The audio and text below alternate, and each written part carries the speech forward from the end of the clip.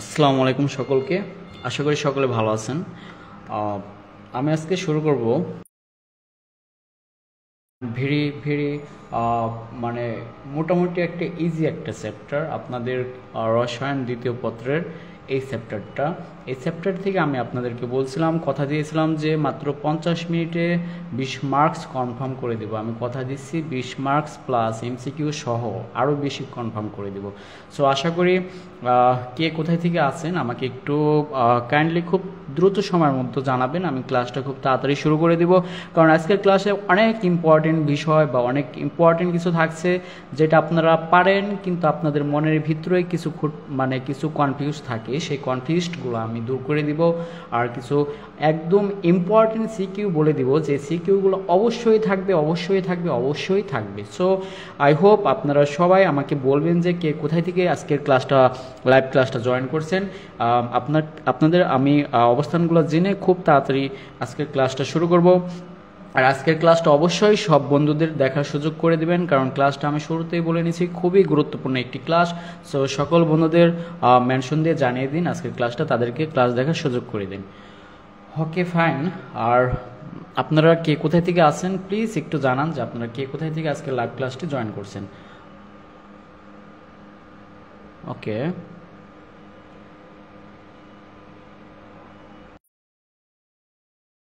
তাড়াতাড়ি আমি দেখতে পাচ্ছি অলরেডি 10জনের মতন লাইভ ক্লাসে আছে। আরও অনেকে জয়েন করতেছে, আমাকে মেসেজ দিচ্ছে। তো আমি তাদের সবার উদ্দেশ্যে বলছি, আজকে আমার পেড ক্লাসগুলো আজকে আমি ফেসবুক লাইভে সকলের জন্য আমি উন্মুক্ত রাখছি। পেড ক্লাসটাও আমি আজকে ফেসবুক লাইভে নিচ্ছি। সো আমাকে অনেক পেড বেসি স্টুডেন্ট বলতেছে, ভাইয়া ক্লাস কোথায় হচ্ছে। আমি তোমাদেরকে বলছি যে তোমরা তোমাদের আজকের ক্লাসটিও আমি সকলের জন্য উন্মুক্ত রাখছি, অর্থাৎ ফেসবুক লাইভে আরিফুল লার্নিং পয়েন্ট পেজ থেকে আমি ক্লাসটি নিচ্ছি। সো কনফিউজ হওয়ার কিছু নেই। মাসকুর আক্তার মাহা বলছে আসসালামু আলাইকুম। ওয়ালাইকুম আসসালাম। আহনাব আহমেদ শামীম আসসালামু আলাইকুম। ওয়ালাইকুম আসসালাম। মাহাদি লিখছে আসসালামু আলাইকুম স্যার। ওয়ালাইকুম আসসালাম। এস কাদের নাটোর থেকে, থ্যাংক ইউ ভাইয়া। এরকম যারা ক্লাসে জয়েন করছেন আপনারা আমাকে ইনশিওর করেন যে আপনারা কে কোথায় থেকে ক্লাসটা দেখতেছেন বা কে কোথায় থেকে ক্লাসটা জয়েন করছেন। আর বন্ধুদের একটু ক্লাসটা দেখার সুযোগ করে দিন। সকল বন্ধুদের মেনশন করে দিন আজকের ক্লাসটি দেখার জন্য। আমি ক্লাসটি শুরু করছি। আজকের ক্লাসের হলো রসায়ন দ্বিতীয় পত্র পরিবেশ রসায়ন ক্লাসটা। এই পরিবেশ রসায়ন মিতুর রহমান, ওকে থ্যাংক ইউ। মাহা সুনামগঞ্জ থেকে, ওকে থ্যাংক ইউ। এই পরিবেশ রসায়নের শুরুতে আমি মাত্র 3টা টার্ম পিভিটি, এই 3টা জিনিস নিয়ে আপনাদেরকে আমি সকল সূত্র বুঝিয়ে দেব, কথা দিচ্ছি। পিভিটি, আহনাব আহমেদ শামীম সিলেট থেকে, ওকে থ্যাংক ইউ।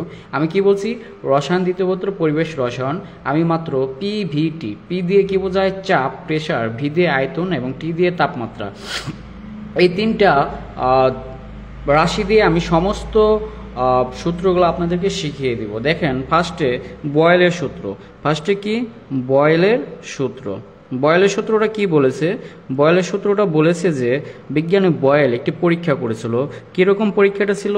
বিজ্ঞানী বয়েল পরীক্ষা করে দেখছিল যে তাপমাত্রাটা স্থির রেখে। তাহলে আমি বলছিলাম পিভিটি, 3টা রাশি দিয়ে আমি আজকের ক্লাসটা শেষ করে দিব, বা আজকের ক্লাসের ম্যাক্সিমাম সূত্রগুলো আমি আপনাদেরকে দেখিয়ে দেবো খুব দ্রুততম সময়ের ভিতরে। বিজ্ঞানী বয়েল দেখছিল যে যখন টি স্থির, অর্থাৎ যখন টি স্থির, তখন সে আয়তন আর চাপের মধ্যে একটা সম্পর্ক স্থাপন করছিল। সম্পর্কটা কীরকম? যে স্থির তাপমাত্রা নির্দিষ্ট ভরের কোনো গ্যাসের আয়তন তার চাপের ব্যস্তানুপাতিক। ও পরীক্ষা করে দেখতে পাচ্ছিল যে তাপমাত্রাটা স্থির রেখে নির্দিষ্ট ভরের কোনো গ্যাসের আয়তন চাপের ব্যস্তানুপাতিক। ওকে, আশা করি সবাই ক্লিয়ার। এই দেখেন আয়তনটা চাপের ব্যস্তানুপাতিক। তাহলে এখানে আমি একটা সমানুপাতিক চিহ্ন যখন আমি তুলে দিব, তখন একটা সমানুপাতিক দ্রব্য কে আনতে পারি, তখন আমি সমানুপাতিক চিহ্নটা তুলে ইকুয়াল দিতে পারি 1/p। এখন পির সাথে ভি গুণ হয়ে গেল হয় পি ভি ইকুয়ালস টু কে। রোহিত, ওকে রোহিত ভালো আছি, তুমি কেমন আছো? জান্নাত লাবণ্য লেখছে আসসালামু আলাইকুম। ওয়ালাইকুম আসসালাম। থ্যাংক ইউ আপু। আশা করি ক্লাসটা খুবই মনোযোগ সহকারে দেখবেন। আজকের ক্লাসে খুবই স্পেশাল কিছু বিষয় থাকবে। হাসিব, হাবিব, হোসেন, সাকিব, ওয়ালাইকুম আসসালাম। ওকে, দেখেন তাহলে আমি কি বলছি, যখন তাপমাত্রা স্থির, আমি বলছিলাম যে PVT 3টা রাশি দিয়ে সমস্ত সূত্রগুলো আমি দেখিয়ে দিব। যখন T স্থির, তখন বিজ্ঞানী বয়েল দেখছিল যে আয়তন আর চাপের মধ্যে সম্পর্ক কীরকম দেখতে পাচ্ছিল, V ব্যস্তানুপাতিক 1/V ব্যস্তানুপাতিক P, অর্থাৎ চাপ বাড়ালে আয়তনটা কমে ব্যস্তানুপাতিক।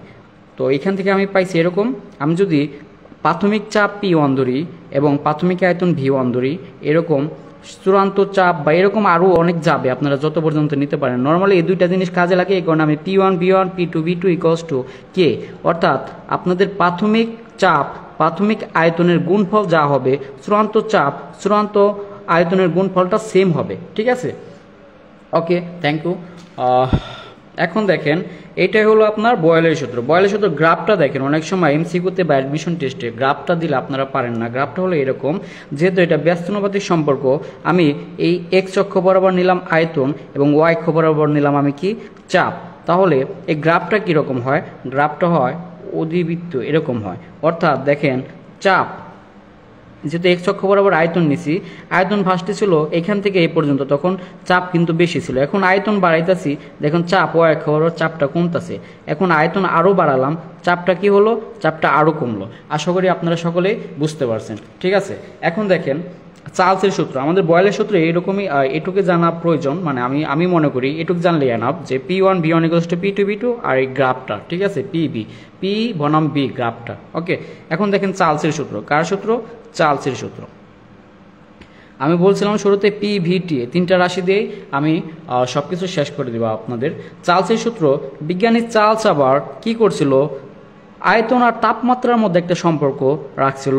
যখন P স্থির, কি স্থির, P স্থির, অর্থাৎ স্থির চাপে নির্দিষ্ট ভরের কোনো গ্যাসের আয়তন তার তাপমাত্রার সমানুপাতিক। নর্মালি দেখেন, আমরা এটা আমাদের প্র্যাকটিক্যাল লাইফেও আমরা নিজেরাও বুঝতে পারি। ধরেন আপনি একটা হাঁড়িতে বা কোনো একটা কিছু পাত্রে পানি গরম করতেছেন, পানি গরম করার সময় আপনি যত হিট দিবেন, দেখবেন যে পানির আয়তনটা বেড়ে যাচ্ছে। তার মানে আমি কি বুঝলাম, তাপমাত্রা বাড়ানোর সাথে সাথে আয়তনটাও বেড়ে যাচ্ছে। তো এটা কে করছিল, অতি প্রথম চার্লস। চার্লস কি করছিল, স্থির চাপে নির্দিষ্ট ভরের কোনো গ্যাসের আয়তন দেখতে পাইছিল যে তাপমাত্রার সাথে আয়তনটা বাড়ে। তো এখান থেকে আমি কি পাইলাম, V সমানুপাতিক T। এখন আমি সমানুপাতিক চিহ্ন তুলে ইকুয়াল চিহ্ন দিতে পারি KT। তাহলে আমি কি লিখতে পারি, T কে পাশে আনলে V/T = K। অর্থাৎ এটা এরকম হয়। আশা করি সকলে বুঝতে পারছেন।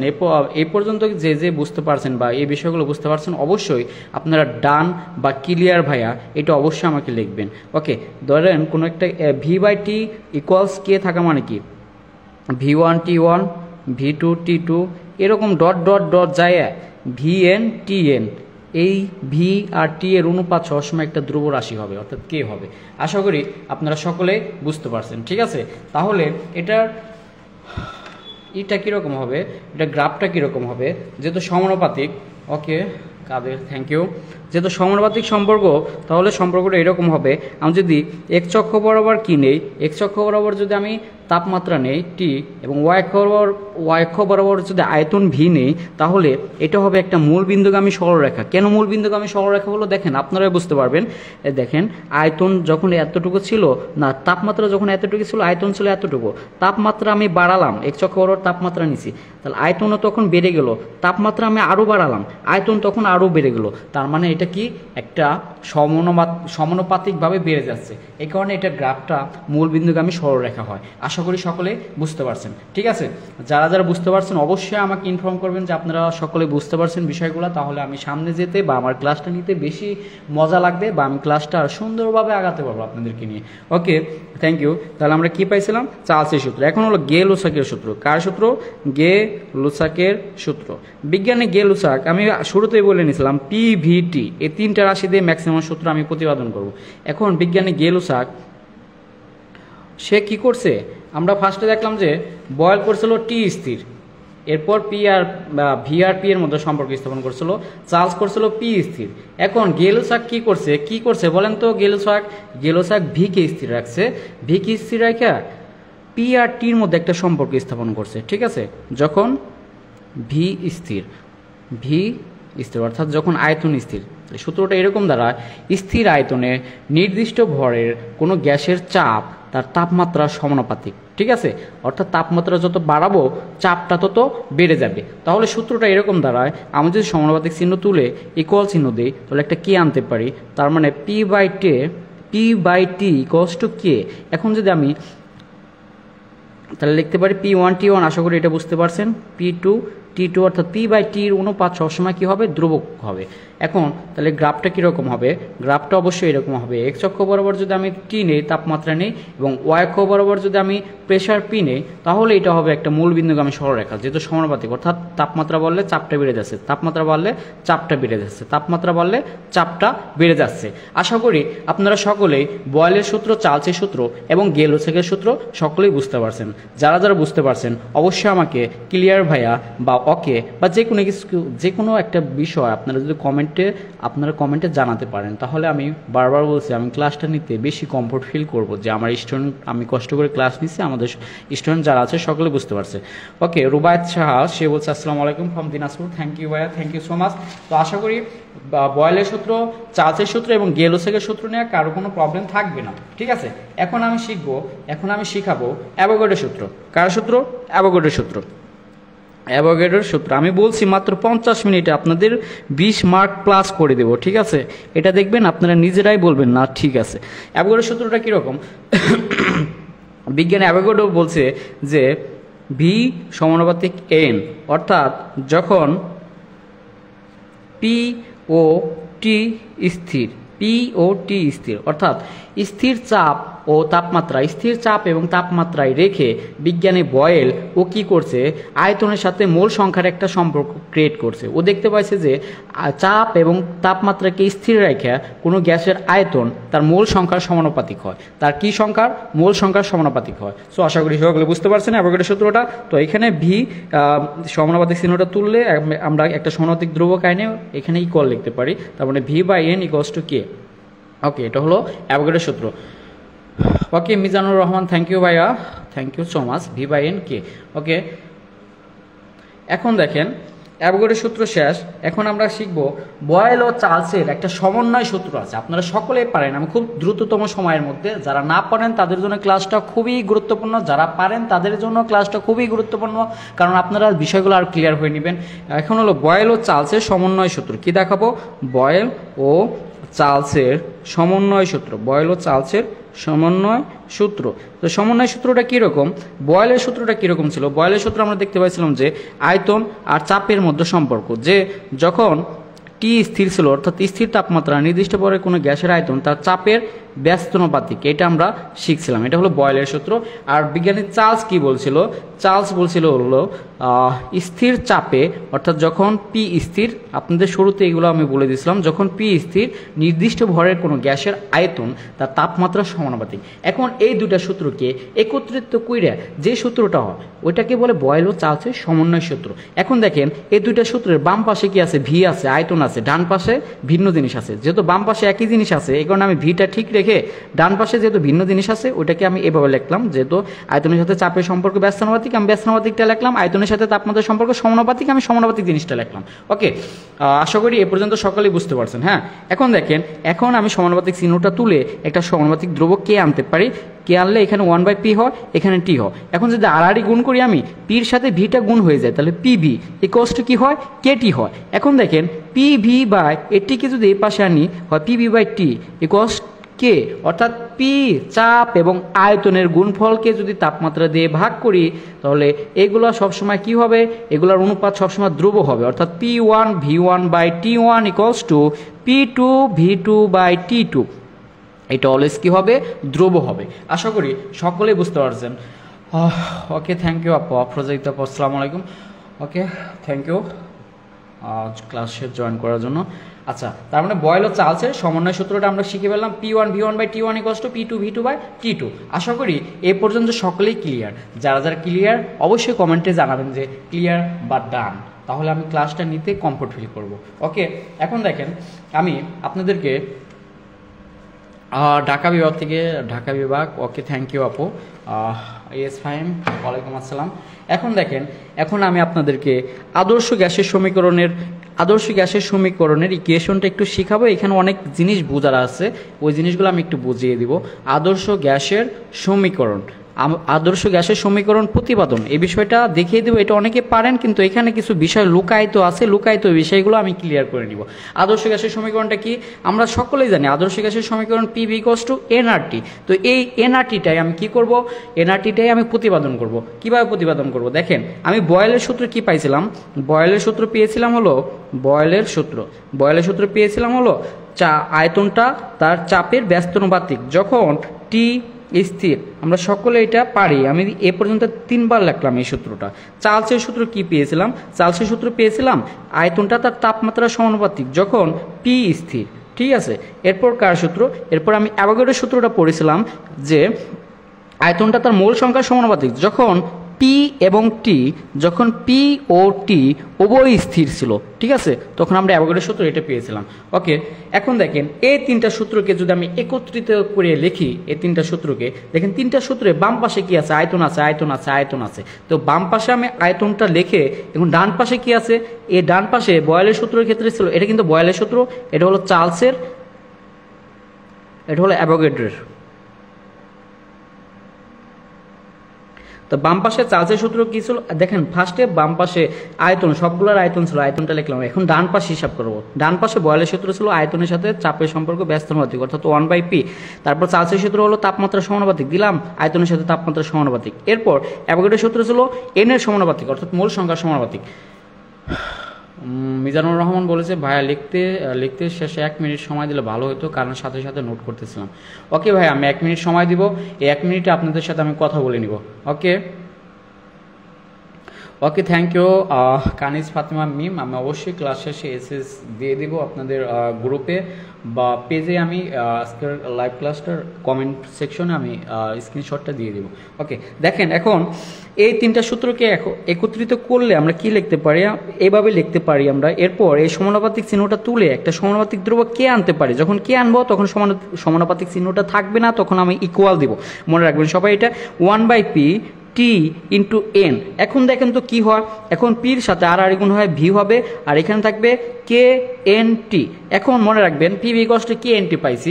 আপনারা মনে রাখবেন যে গ্যাসের ক্ষেত্রে কে কে আর দিয়ে প্রতিস্থাপন করা হয়। কি দিয়ে? আর দিয়ে প্রতিস্থাপন করা হয়। যেখানে আরটা কি, যেখানে আরটা হলো মোলার গ্যাস দ্রবক, যেখানে আরটা কি, আর হলো মোলার গ্যাস দ্রবক। তাহলে আমি এই সূত্রটা কি পাই, যেহেতু কে আর দিয়ে প্রতিস্থাপন করছি, তাহলে PV = RNT বা nRT পাই। এইটাই হলো আদর্শ গ্যাসের সমীকরণ, যে PV = nRT। আপনারা আমি একটু সময় দিলাম আপনাদেরকে বিষয়টা, বা আমি আপনাদেরকে, যেহেতু আপনারা নোট করতেছেন সাথে সাথে, আমি একটু সময় দিলাম। এই সময়ের ভিতরে আপনাদের সাথে আমি একটু কথা বলে নিই যে আপনারা কে কোথায় থেকে আসেন, বা আরেকবার একটু কমেন্টে জানাবেন, বা ক্লাসটা বুঝতে পারতেছেন কি না এটাও আমাকে ইনফর্ম করবেন। তাহলে আমি বারবার বলছি যে আমি ক্লাসটা নিয়ে মজা পাবো, বা আমি সামনে আগাতে আরও বেশি কমফোর্ট ফিল করবো। সো আশা করি আপনারা যারা ক্লাসটা বুঝতেছেন ভালোভাবে, তারা অবশ্যই আমাকে জানাবেন, আর যারা না বুঝতেছেন তারাও আমাকে জানাবেন। তাহলে আমি বুঝতে পারবো যে আপনাদের কিভাবে বোঝালে আপনারা বুঝতে পারবেন। ওকে ফাইন, আমি পরবর্তী টপিকসে আগাই। তাহলে আমরা কি পাইছি, PV = nRT। এই PV = nRT থেকে আমরা আরো অনেক কিছু জানতে পারবো। দেখেন, আমরা জানি PV = কি শিখাইলাম, nRT। এখানে পিটা কি, পিটা হলো চাপ, ভিটা হলো আয়তন, এনটা হলো মোল সংখ্যা, আরটা হলো মোলার গ্যাস দ্রবক, টিটা হলো তাপমাত্রা। আশা করি সকলে বুঝতে পারছেন। এখন দেখেন, তাহলে PV = nRT। এখন n কি, n হলো মোল সংখ্যা,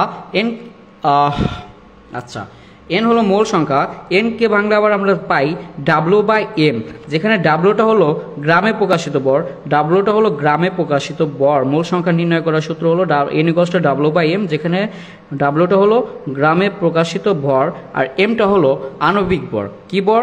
আণবিক ভর। তাহলে আমরা কি পাই, তাহলে PV = n এর জায়গায় কি লিখতে পারি, W/mRT।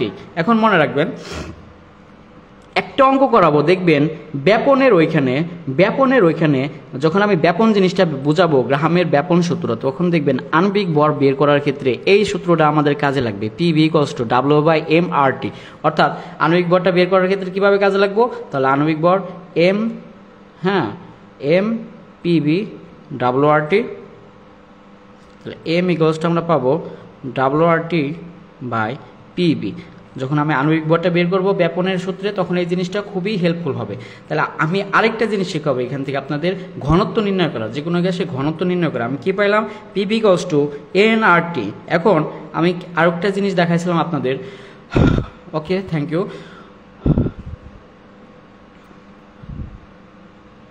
Okay thank you. তাহলে n কি, n হলো W/m/RT। হ্যাঁ, এখন দেখেন মনে রাখবেন একটা জিনিস আপনারা, যে আমি এখন আয়তন বের করব, কি বের করব, ঘনত্ব বের করব।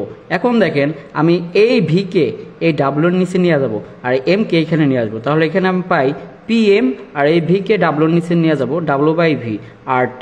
মনে রাখবেন ঘনত্ব, গ্যাসের ঘনত্ব নির্ণয় সূত্র D = W/v। কি D হলো আপনার W/v, অর্থাৎ গ্রামে প্রকাশিত ভরকে আয়তন দিয়ে ভাগ করলে ঘনত্ব পাই। তাহলে আমি আলটিমেটলি এখানে কি পেলাম, W/v মানে D মানে ঘনত্ব, DRT। তাহলে D আমি পাই PM/RT। এটা হলো আপনার ঘনত্ব নির্ণয়ের সূত্র। যে কোনো গ্যাসের যদি ঘনত্ব নির্ণয় করতে বলে, তাহলে আপনারা কি পাবেন, D = PM/RT, যেখানে P হলো আপনার প্রেসার, M হলো আণবিক ভর, R হলো মোলার গ্যাস দ্রব্যক, T হলো তাপমাত্রা। এখন আরেকটা বিষয় আপনারা একটু ক্লিয়ার হয়ে নেবেন, সেটা হচ্ছে আমি যে আপনাদেরকে শিখালাম যে PV = nRT, এখানে মোলার গ্যাস দ্রব্যক R এর মানটা বের করা লাগে এই সূত্র থেকে। কিভাবে, তাহলে nRT এটাকে এই পাশে নিয়ে আসলাম, nRT/PV।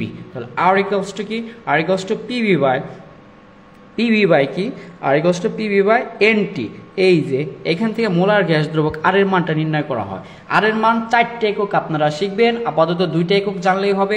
আর এর মান মনে রাখবেন SI এককে মোলার গ্যাস দ্রব্যক আর এর মান, SI এককে আর এর মান হলো 8.314 জুল/কেলভিন/মোল। ঠিক আছে, এটা বের করা শিখবেন, খ নাম্বার কোশ্চেনে আসবে। SI এককে, আরেকটা হলো লিটার অ্যাটম স্পেয়ার এককে, আর এর মানটা মনে রাখবেন 0.082 লিটার অ্যাটম/কেলভিন/মোল। আপনাদের বারবার বলে রাখতেছে, আমি আজকের ক্লাসের আমি যে টপিকসগুলো আপনাদেরকে বুঝাবো, এর বাইরে ফাইনাল এক্সামের জন্য আর কিছুই পড়া লাগবে না, আপনারা MCQগুলো পারবেন। ঠিক আছে, এই জিনিসগুলো যদি আপনারা বুঝেন। আরেকটা আছে আপনাদের CGS এককে আর এর মান 8.31 × 10⁻⁷ আর্ক/কেলভিন/মোল। আরেকটা আছে আপনাদের ক্যালোরি এককে 1.987 ক্যালোরি/কেলভিন/মোল। এই 4টি একক আপনারা শিখবেন। এই SI এককে আর এর মান এবং লিটার অ্যাটম স্কয়ার এককে আর এর মানটা আপনারা কি করবেন, বের করে নেবেন। ঠিক আছে, খ নাম্বার কোশ্চেন আসে। এখন আপনাদেরকে আমি শেখাবো খুবই মজার একটা বিষয়, ডাল্টনের আংশিক চাপ সূত্র। কি শেখাবো, ডাল্টনের, যেখান থেকে একটা কোশ্চেন আসার সম্ভাবনা এবার অনেক বেশি, ডাল্টনের আংশিক চাপ সূত্র। এই ডাল্টনের আংশিক চাপ সূত্রটা আমরা এখন A to Z বুঝে নেব। ডাল্টনের আংশিক চাপ সূত্র, ডাল্টনের আংশিক চাপ সূত্র কি বলছে, বিজ্ঞানী ডাল্টন বলছে যে কোনো গ্যাস, এর আগে আপনারা একটু জানান যে এই পর্যন্ত আমি যা যা পড়িয়েছি আপনারা সকলেই বুঝতে পারছেন কিনা, তাহলে আমি ক্লাসটা আগাতে আমি বারবার বলছি কমফোর্ট ফিল করব। ঠিক আছে, তো আশা করি আমি এ পর্যন্ত যা যা পড়িয়েছি আপনারা যদি বুঝে থাকেন আমাকে অবশ্যই ইনফর্ম করবেন, তাহলে আমি পরবর্তীতে ক্লাসটা আগাবো। ঠিক আছে, আপনারা একটু আমাকে কমেন্টে জানান আমি এ পর্যন্ত যা যা পড়িয়েছি আপনারা বুঝতে পারছেন কিনা। ঠিক আছে, বা ক্লিয়ার বা ডান এটা লিখলেই হবে কমেন্টে। তাহলে আমি পরবর্তী টপিকস নিয়ে আপনাদেরকে আগাবো। ডাল্টনের আংশিক চাপ সূত্রটা খুবই ইম্পর্টেন্ট, এই সূত্রটা এখন আমি আপনাদেরকে দেখিয়ে দিব। ওয়ালাইকুম আসসালাম। ওকে কানিজ ফাতিমা মিম লেখছে ডান ভাইয়া, ওকে থ্যাংক ইউ আপু। আহনাফ আহমেদ শামীম ডান। মোহাম্মদ মিজানুর রহমান ক্লিয়ার ভাইয়া, থ্যাংক ইউ ভাইয়া। তো আমি দেখতে পাচ্ছি যারা যারা ক্লাসে আছেন আপনারা সকলেই কমেন্ট করা উচিত, কারণ আপনারা সকলে বোঝা উচিত। আমি চাই আমার ক্লাসগুলো সকলেই বুঝুক, সকলেই ম্যাক্সিমাম সর্বোচ্চ দিয়ে বুঝুক। আমি এইভাবে আমার স্টুডেন্টদেরকে পড়ানোর ট্রাই করি যে সকলে ভালো করে বুঝুক, সকলের বুঝতে হবে। একজন দুজন বুঝুক এরকম পড়ানো আমি পড়াইও না, আমি চাই না এরকম কেউ বুঝুক। ঠিক আছে, আমি চাই সকলেই বুঝুক। আগের 20 মিনিট পাইনি, এটা কি ক্লাস শেষে দেখা যাবে ভাইয়া? হ্যাঁ, অবশ্যই ক্লাস শেষে দেখা যাবে। মিজানুর রহমান বলছে জাস্ট লিখতে 1 মিনিট সময় দেন। ওকে, আমি 1 মিনিট সময় দিব। আসলে আমি চাইতেছি যে পুরো চ্যাপ্টারটা আজকে আমি ক্লিয়ার করে দিব 50 মিনিটের মধ্যে। সিকিউ সলভ, এমসিকিউ সলভ, আর যা যা আছে সবই শেষ করে দিব, যে কারণে আমি একটু তাড়াহুড়া করতেছি। আপনারা যদি বলেন আমি অবশ্যই স্লোলি ক্লাসটা নিব। এখন দেখেন, আমি ডাল্টনের আংশিক চাপ সূত্রটা পড়াবো। বিজ্ঞানী ডাল্টন কি বলছে আপনারা আমার সাথে সাথে লেখেন। কোনো গ্যাস মিশ্রণের মোট চাপ, কোনো গ্যাস মিশ্রণের মোট চাপ, কোনো গ্যাস মিশ্রণের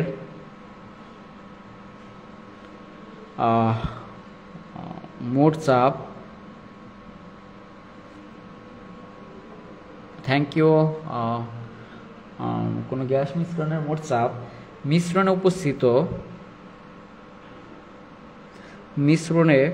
উপস্থিত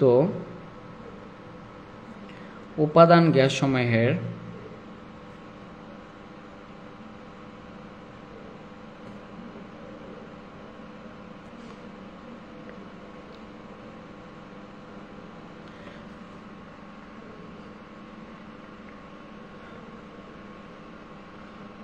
আচ্ছা, মিজানুর রহমান, আমি এই ক্লাস শেষে এই স্ক্রিনশটগুলো দিয়ে দিব। আপনি যতটুকু পারেন তুলেন আমার সাথে সাথে, বা আমাকে ইনবক্স করবেন, আমি অবশ্যই পিকগুলো দিয়ে দিব। আর এমনিতে আমার সাথে যা যা মানে আমি যতটুকু সময় দিব এই সময়ের মধ্যে যতটুকু আপনি পারেন লিখে নেবেন। হ্যাঁ, আর রায়হান স্বর্ণা লিখেছে কেমিস্ট্রি সব কয়টা অধ্যায় এইভাবে ক্লাস দিলে ভালো হতো আমাদের জন্য। ওকে, আমি ট্রাই করব। তাহলে ডাল্টন কি বলছে, কোনো গ্যাস মিশ্রণের মোট চাপ মিশ্রণে উপস্থিত উপাদান গ্যাসসমূহের আংশিক চাপের যোগফলের সমান। আংশিক চাপের যোগফলের সমান, আংশিক চাপের, এটা হলো ডাল্টনের আংশিক চাপ সূত্র। বইয়ে অনেক বড় করে দিয়েছে, এত বড় করে লেখার কোনো প্রয়োজন নেই। আপনারা জাস্ট এই জিনিসটা বুঝবেন, তাহলে ডাল্টনের আংশিক চাপ সূত্রটা আপনাদের ক্লিয়ারও হবে, কোনোদিন ভুলবেন না। ঠিক আছে, তাহলে কোনো গ্যাস মিশ্রণের মোট চাপ মিশ্রণে উপস্থিত উপাদান গ্যাসসমূহের আংশিক চাপের যোগফলের সমান, যোগফলের সমান। এটা আমি বুঝাই দিই। তাহলে কোনো গ্যাস মিশ্রণের মোট চাপ, ধরেন একটা পাত্রে আছে, কি আছে, একটা পাত্রে আছে ধরেন অক্সিজেন গ্যাস। আপনারা একটু বোঝার ট্রাই করবেন। এটা একটা পাত্রে আছে অক্সিজেন গ্যাস, আরেকটা পাত্রে ধরেন নাইট্রোজেন গ্যাস আছে। এদেরকে আমি ফার্স্টে স্টপ কর্ক দ্বারা কি বন্ধ করে দিয়েছি, যাতে এক পাত্র থেকে আরেক পাত্রে না যেতে পারে। অর্থাৎ এটা হলো মিশ্রণের আগের অবস্থা, অক্সিজেন গ্যাস আর নাইট্রোজেন গ্যাস। আমি যখন স্টপ কর্কটা খুলে দিব তখন গ্যাস দুইটা কিন্তু মিক্সচার হয়ে যাবে। ওই মিশ্রিত অবস্থায় গ্যাস মিশ্রণের মোট চাপ পিটা হবে মিশ্রণ উপস্থিত উপাদান গ্যাসসমূহের, যে কয়টা গ্যাস থাকবে মিশ্রণে। এখানে যেহেতু আমি দুইটা গ্যাস নিছি, তাহলে মিশ্রণ উপস্থিত উপাদান গ্যাসসমূহের আংশিক চাপের যোগফলের সমান। তাহলে আংশিক চাপ কি হবে, অক্সিজেনের আংশিক চাপ প্লাস, যেহেতু দুইটা গ্যাস আছে অক্সিজেন আর নাইট্রোজেন, তাহলে অক্সিজেন আর নাইট্রোজেন মিশ্রিত অবস্থায় অক্সিজেনের আংশিক চাপ প্লাস নাইট্রোজেনের আংশিক চাপ, এই দুইটার যোগফলের সমান হবে গ্যাস মিশ্রণের মোট চাপ। এই যে এখানে পিন নিচে O2 দ্বারা বোঝাইছে অক্সিজেনের আংশিক চাপ, পিন নিচে N2 দ্বারা বোঝাইছে নাইট্রোজেনের আংশিক চাপ। মনে রাখবেন, গ্যাস সমূহ যখন মিশ্রিত অবস্থায় যে চাপটা থাকে, কোনো গ্যাস মিক্সারকৃত অবস্থায় অর্থাৎ মিশ্রিত অবস্থায় কোনো গ্যাস যে চাপটা থাকে বা কোনো গ্যাসের যে চাপটা থাকে তাকে তার আংশিক চাপ বলে। এই যে স্টপ কর্ক যখন খুলে দিছি, তখন অক্সিজেন আর নাইট্রোজেন যে গ্যাস দুইটা যে মিক্সচার হয়ে গেছে, ওই মিক্সচার অবস্থায় অক্সিজেনের যে চাপটা পাবো সেটা হচ্ছে অক্সিজেনের আংশিক চাপ। মিক্সার অবস্থায় নাইট্রোজেনের যে চাপটা পাবো সেটা হচ্ছে নাইট্রোজেনের আংশিক চাপ। আশা করি বুঝতে পারছেন। সো আমি আপনাদেরকে বোঝাইতে চাইতেছি যে মিশ্রিত অবস্থায় গ্যাস সমূহের যে চাপটা পাই সেটা হচ্ছে তার আংশিক চাপ। আশা করি আপনারা বুঝতে পারছেন। তাহলে এই গ্যাস মিশ্রণের মোট চাপ পিটা হবে মিশ্রণ উপস্থিত যে কয়টা গ্যাস থাকবে তাদের আংশিক চাপের যোগফলের সমান।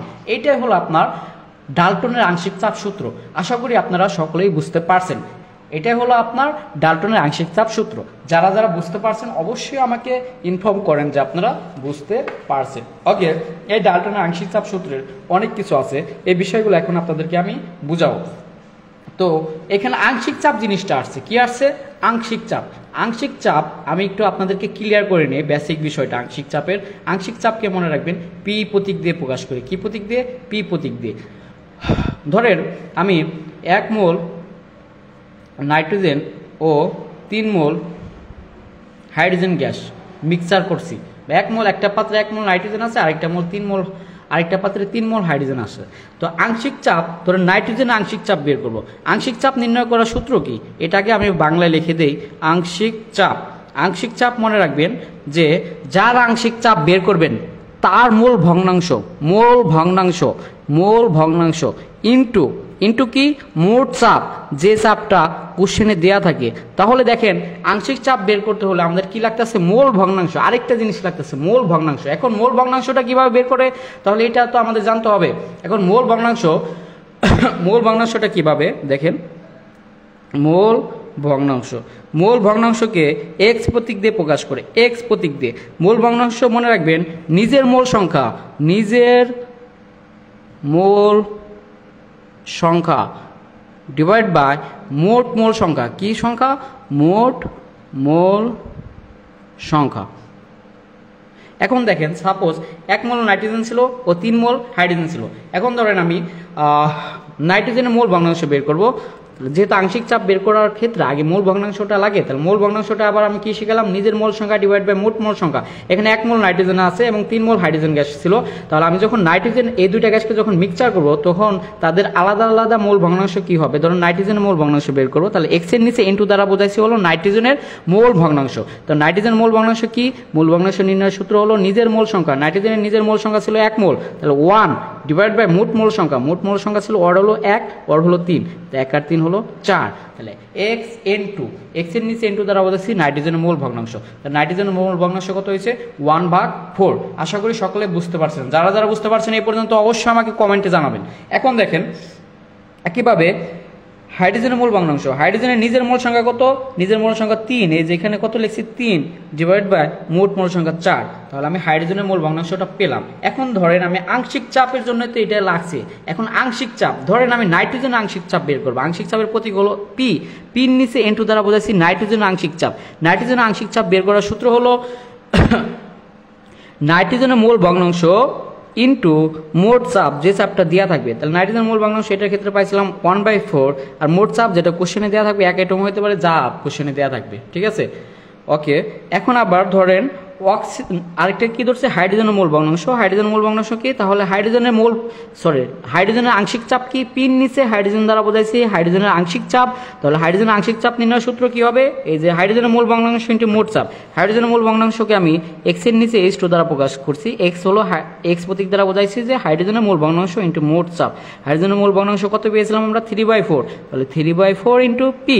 তাহলে আমরা আশা করি যে এই পর্যন্ত আমরা সকলেই যে আংশিক চাপ বিষয়টা কি বা মোল ভগ্নাংশ বিষয়টা কি এটা সবাই ক্লিয়ারভাবে বুঝতে পারছি। যারা যারা বুঝতে পারছি তারা অবশ্যই আমাকে কমেন্টে জানান যে ভাইয়া বা আমি বিষয়টা বুঝতে পারছি বা আমি ক্লিয়ার, তাহলে আমি পরবর্তী টপিকসে আগাবো। ঠিক আছে, যারা যারা বুঝতে পারছেন অবশ্যই কমেন্টে জানান, দ্রুত কমেন্টে জানান। যারা যারা মানে ক্লাস বা এ পর্যন্ত বুঝতে পারছেন দ্রুত কমেন্টে জানান। দ্রুত আমি সকলকে কমেন্টে জানাতে বলতেছি যে আপনারা যারা যারা ক্লাসটা বুঝতে পারছেন দ্রুত কমেন্টে জানান। ওকে ওকে ওকে, আরাফাত হাসান রাহাত, ওকে ওকে, দ্রুত জানান। যারা যারা ক্লাসটা বুঝতে পারছেন দ্রুত কমেন্টে জানান, দ্রুত জানান, দ্রুত। আমি পরবর্তী টপিকসে যাবো, দ্রুত কমেন্টে জানান। ঠিক আছে, ওকে।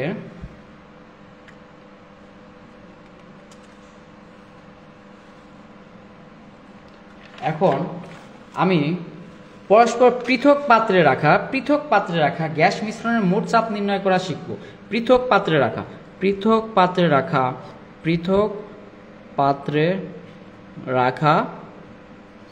গ্যাস মিশ্রণের মোট চাপ নির্ণয়। পৃথক পাত্রে রাখা গ্যাস মিশ্রণের মোট চাপ নির্ণয়, মিশ্রিত অবস্থায় আর কি। পৃথক পাত্রে রাখা গ্যাস মিশ্রণের মোট চাপ নির্ণয়। ধরেন, ওকে, থ্যাংক ইউ।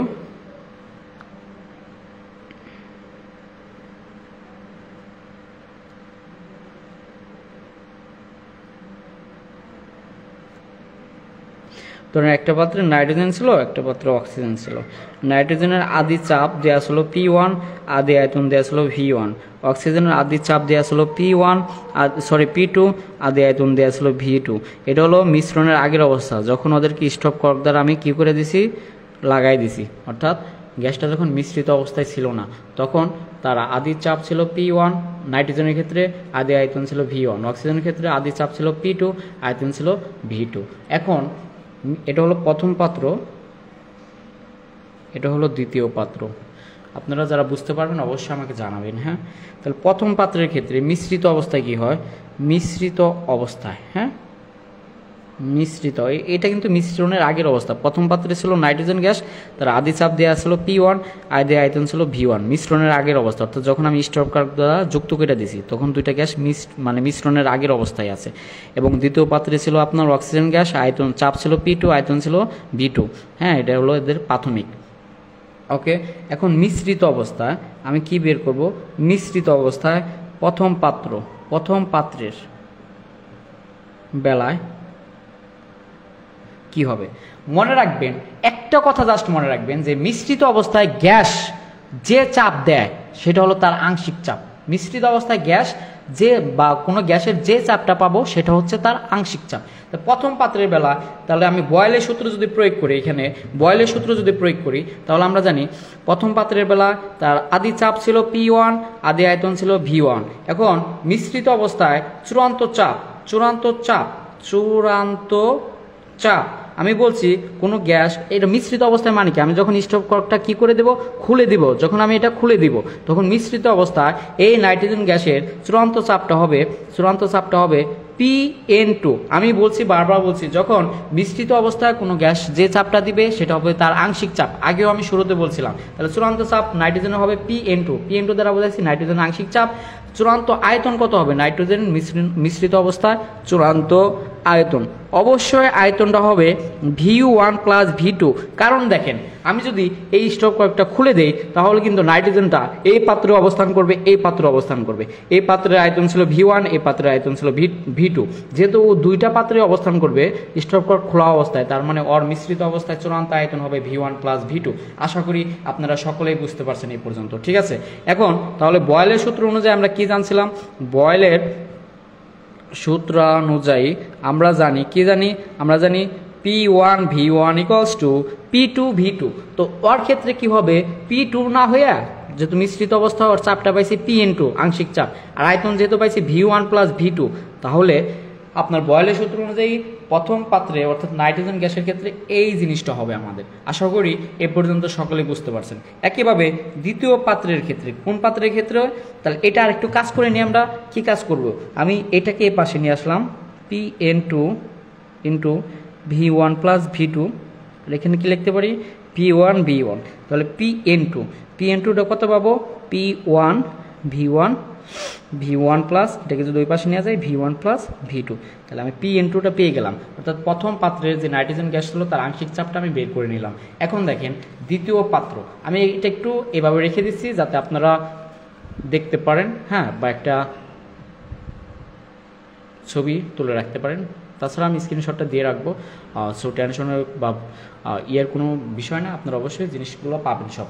ওকে, এখন দেখেন আমি একইভাবে এখানে কি দেখছিলাম হলো আমি প্রথম পাত্রের আংশিক চাপটা বের করে নিচ্ছি। এখন দ্বিতীয় পাত্রে কি ছিল, দ্বিতীয় পাত্রে ছিল অক্সিজেন গ্যাস। দ্বিতীয় পাত্রের বেলা আমি হিসাব করব, দ্বিতীয় পাত্রে ছিল আপনার কি গ্যাস, অক্সিজেন গ্যাস। দ্বিতীয় পাত্রের পর প্রাথমিক অবস্থায় চাপ ছিল P2, আয়তন ছিল V2 প্রাথমিক।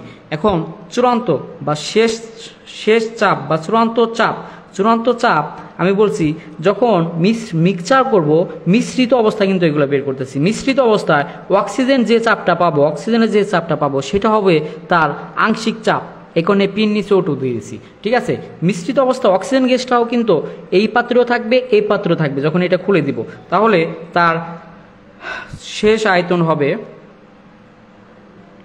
আমি একদম সহজভাবে আপনাদের বোঝাই দিতেছি, শেষ আয়তন হবে V1 প্লাস V2। তাহলে বয়েলের সূত্র যদি এখানে প্রয়োগ করি, তাহলে বয়েলের সূত্র অনুযায়ী আমরা লিখতে পারি, কোন সূত্র, বয়েলের সূত্র অনুযায়ী আমি লিখতে পারি যে P2 V2 ইকুয়ালস টু চূড়ান্ত চাপ হবে PO2 অক্সিজেনের, আর আয়তন হবে V1 প্লাস V2। এখন তাহলে PO2 কত পাবো, PO2 পাবো, এটাকে যদি ওই পাশে নিয়ে যায় এক লাইন কম করছে আমি, P2 V2 V1 plus V2। দেখেন তাহলে আমি অক্সিজেনেরও আংশিক চাপ আমি বের করে নিলাম, ঠিক আছে। আশা করি এই পর্যন্ত সকলে বুঝতে পারছেন। এখন এখন আমি কি করব, যারা যারা এই পর্যন্ত বুঝতে পারছেন সকলে কমেন্টে দ্রুত জানান যে ভাইয়া বুঝতে পারছি, সকলে দ্রুত জানান যে ভাইয়া বুঝতে পারছি। আমি এর পরবর্তী টপিকসে যাব। যারা যারা এই পর্যন্ত বুঝতে পারছেন দ্রুত জানান কমেন্টে যে আপনারা বুঝতে পারছেন, ঠিক আছে? দ্রুত জানান আপনারা বুঝতে পারছেন, এ পর্যন্ত যারা যারা বুঝতে পারছেন।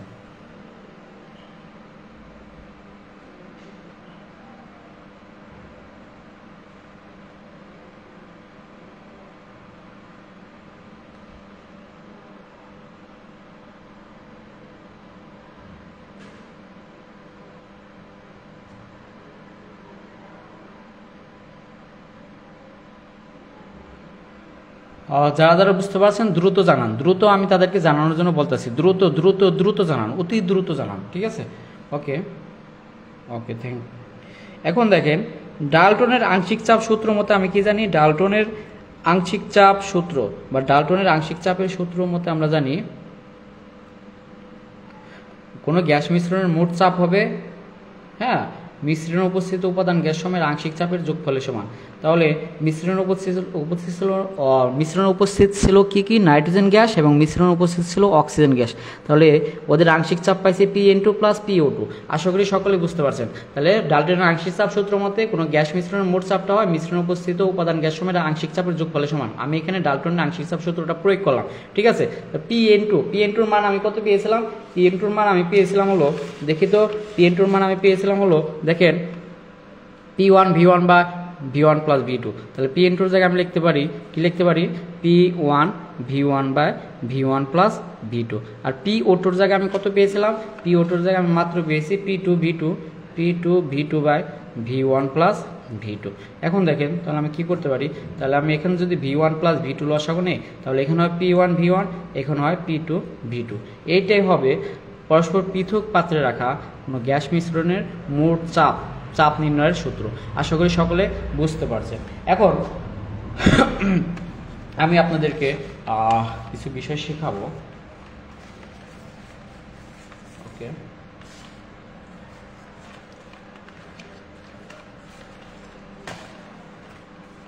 আমি এখন তাহলে আমার ডাল্টনের আংশিক চাপ সূত্র নিয়ে যাবতীয় যা কিছু আসলো সব কিছু আমরা শেষ করে দিয়েছি। এখন আপনাদেরকে আমি একটা সিকিউ সলভ করবো আপনাদের জন্য। দেখেন আমি এই সিকিউটা আপনাদের জন্য সলভ করে দিব। এই সিকিউটা খুবই ইম্পর্টেন্ট, মনে রাখবেন। কি বলছে এখানে, বলছে হলো আপনারা সবাই দেখতে পাচ্ছেন কিনা আমাকে জানাবেন। সিকিউ এখানে প্রথম পাত্রে নাইট্রোজেন গ্যাস রাখছে, আয়তনটা রাখছে V1, তারপর আয়তন V1 হলো 400 মিলি এবং চাপ P1 হলো 1 অ্যাটম। এবং দ্বিতীয় পাত্রে অক্সিজেন গ্যাস, আয়তন V2 হলো 450 মিলি, চাপ P2 হলো 1.5 অ্যাটম। ওকে, এটা দেখেন ঢাকা বোর্ড 2015-তে আসছিল। আরেকটা জিনিস এখানে বলে দিছে যে তাপমাত্রা 25 ডিগ্রি সেলসিয়াসে পর্যবেক্ষিত চাপ পাইছে 0.9 অ্যাটম। অর্থাৎ তারা যারা এটা পর্যবেক্ষণ করছিল তারা 25 ডিগ্রি সেলসিয়াস তাপমাত্রায় চাপটা পেয়েছিল হলো 0.9 অ্যাটম। কোশ্চেন আশা করি বুঝতে পারছেন। এখন গ নাম্বার কোশ্চেন এরকম থাকবে যে স্টপ কর্ক বন্ধ থাকা অবস্থায় 25 ডিগ্রি সেলসিয়াস তাপমাত্রায় নাইট্রোজেন গ্যাসের অনুর সংখ্যা নির্ণয় করুন। কি বলছে, স্টপ কর্ক বন্ধ থাকা অবস্থায়, হ্যাঁ। আচ্ছা, একজন লিখেছিল যে লাস্ট লাইনটা লিখতে পারে নাই। আচ্ছা, আমি লাস্ট লাইনের পিকটা আমি তোমাকে দিয়ে দেবো ভাইয়া, ঠিক আছে? স্টপ কর্ক বন্ধ থাকা অবস্থায় 25 ডিগ্রি সেলসিয়াস তাপমাত্রায় নাইট্রোজেন গ্যাসের অনুর সংখ্যা নির্ণয় করো। হ্যাঁ, এখন দেখেন আমি অনুর সংখ্যা অর্থাৎ অনুর সংখ্যাটা নির্ণয় করবো 25 ডিগ্রি সেলসিয়াস তাপমাত্রা। আমরা কি জানি এই ম্যাথটা করার জন্য, এটা গ নাম্বার কোশ্চেন আসবে, আমরা জানি, মনে রাখবেন PV = nRT। তো প্রথম পাত্রের যেহেতু বলছে নাইট্রোজেন গ্যাসের অনুর সংখ্যা, তার মানে অবশ্যই প্রথম পাত্রে আগে আমি মোল সংখ্যাটা বের করে নিব 25 ডিগ্রি সেলসিয়াস তাপমাত্রায়। মোল সংখ্যা বের করার সূত্র কি, PV = nRT। আমরা জানি এক মোলে থাকে 6.02 × 10⁻23 অণু। তাহলে এখানে মোল সংখ্যাটা বের করতে পারলে যত মোলে বের হবে তত মোলে কতটি থাকে আমরা ইজিলি বের করতে পারবো। আশা করি আপনারা সকলে বুঝতে পারছেন কেন আমি এই সূত্রটা আনছি। হ্যাঁ, তাহলে nRT = কি লেখা যায়, PV। তাহলে n = লেখা হয় PV/RT। এগুলা সব কিছুকে আমার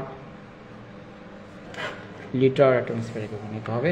এখন দেখেন এখানে পির মান বলে দিছে 1 অ্যাটম, তা পির মান লিখলাম 1 অ্যাটম, ভির মান দিছে 400 মিলি, কিন্তু এখানে মিলিতে নেওয়া লাগবে না, যাবে না, ভিকে অবশ্যই লিটার এককে নিতে হবে। ভিকে কি নিতে হবে? লিটার দেওয়া আছে 400 মিলি, যা 1000 দ্বারা ভাগ করে আমি মিলিকে লিটার নিতে পারি। একে যদি 1000 দ্বারা ভাগ করি তাহলে 0.4 লিটার হয়, তাহলে এখানে বির জায়গায় লিখতে পারি 0.4। আর যেহেতু এদেরকে আমি লিটারে নিছি, তাহলে আর এর মানকে অবশ্যই কি নিতে হবে? লিটার অ্যাটমসফিয়ার এককে, অর্থাৎ 0.082 এটা নিতে হবে। আর টির মান কত বলছে? 25 ডিগ্রি সেলসিয়াস, তার মানে 25 ডিগ্রি সেলসিয়াসকে যখন ক্যালভিনে নেবো তাহলে 298 ক্যালভিন হবে। তার মানে আমি ইজিলি মোল সংখ্যাটা বের করে নিতে পারতাছি। তাহলে মোল সংখ্যাটা কত হবে?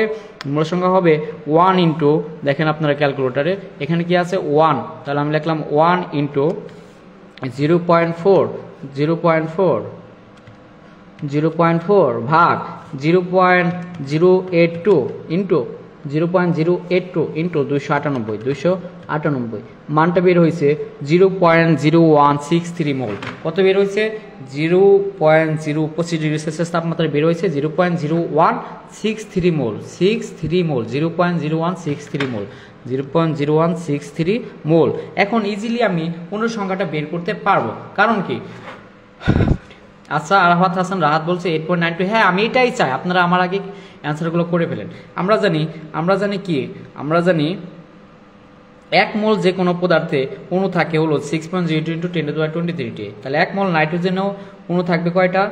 নাইট্রোজেনে অণু থাকে 6.023 × 10⁻23টি।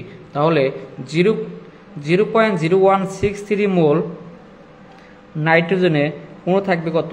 তাহলে আমি গুণ করে দেব 6.023 × 10⁻23 ইন্টু 0.01। হ্যাঁ, তাহলে দেখেন কত হয়, ইন্টু 6.023 ইন্টু 10⁻23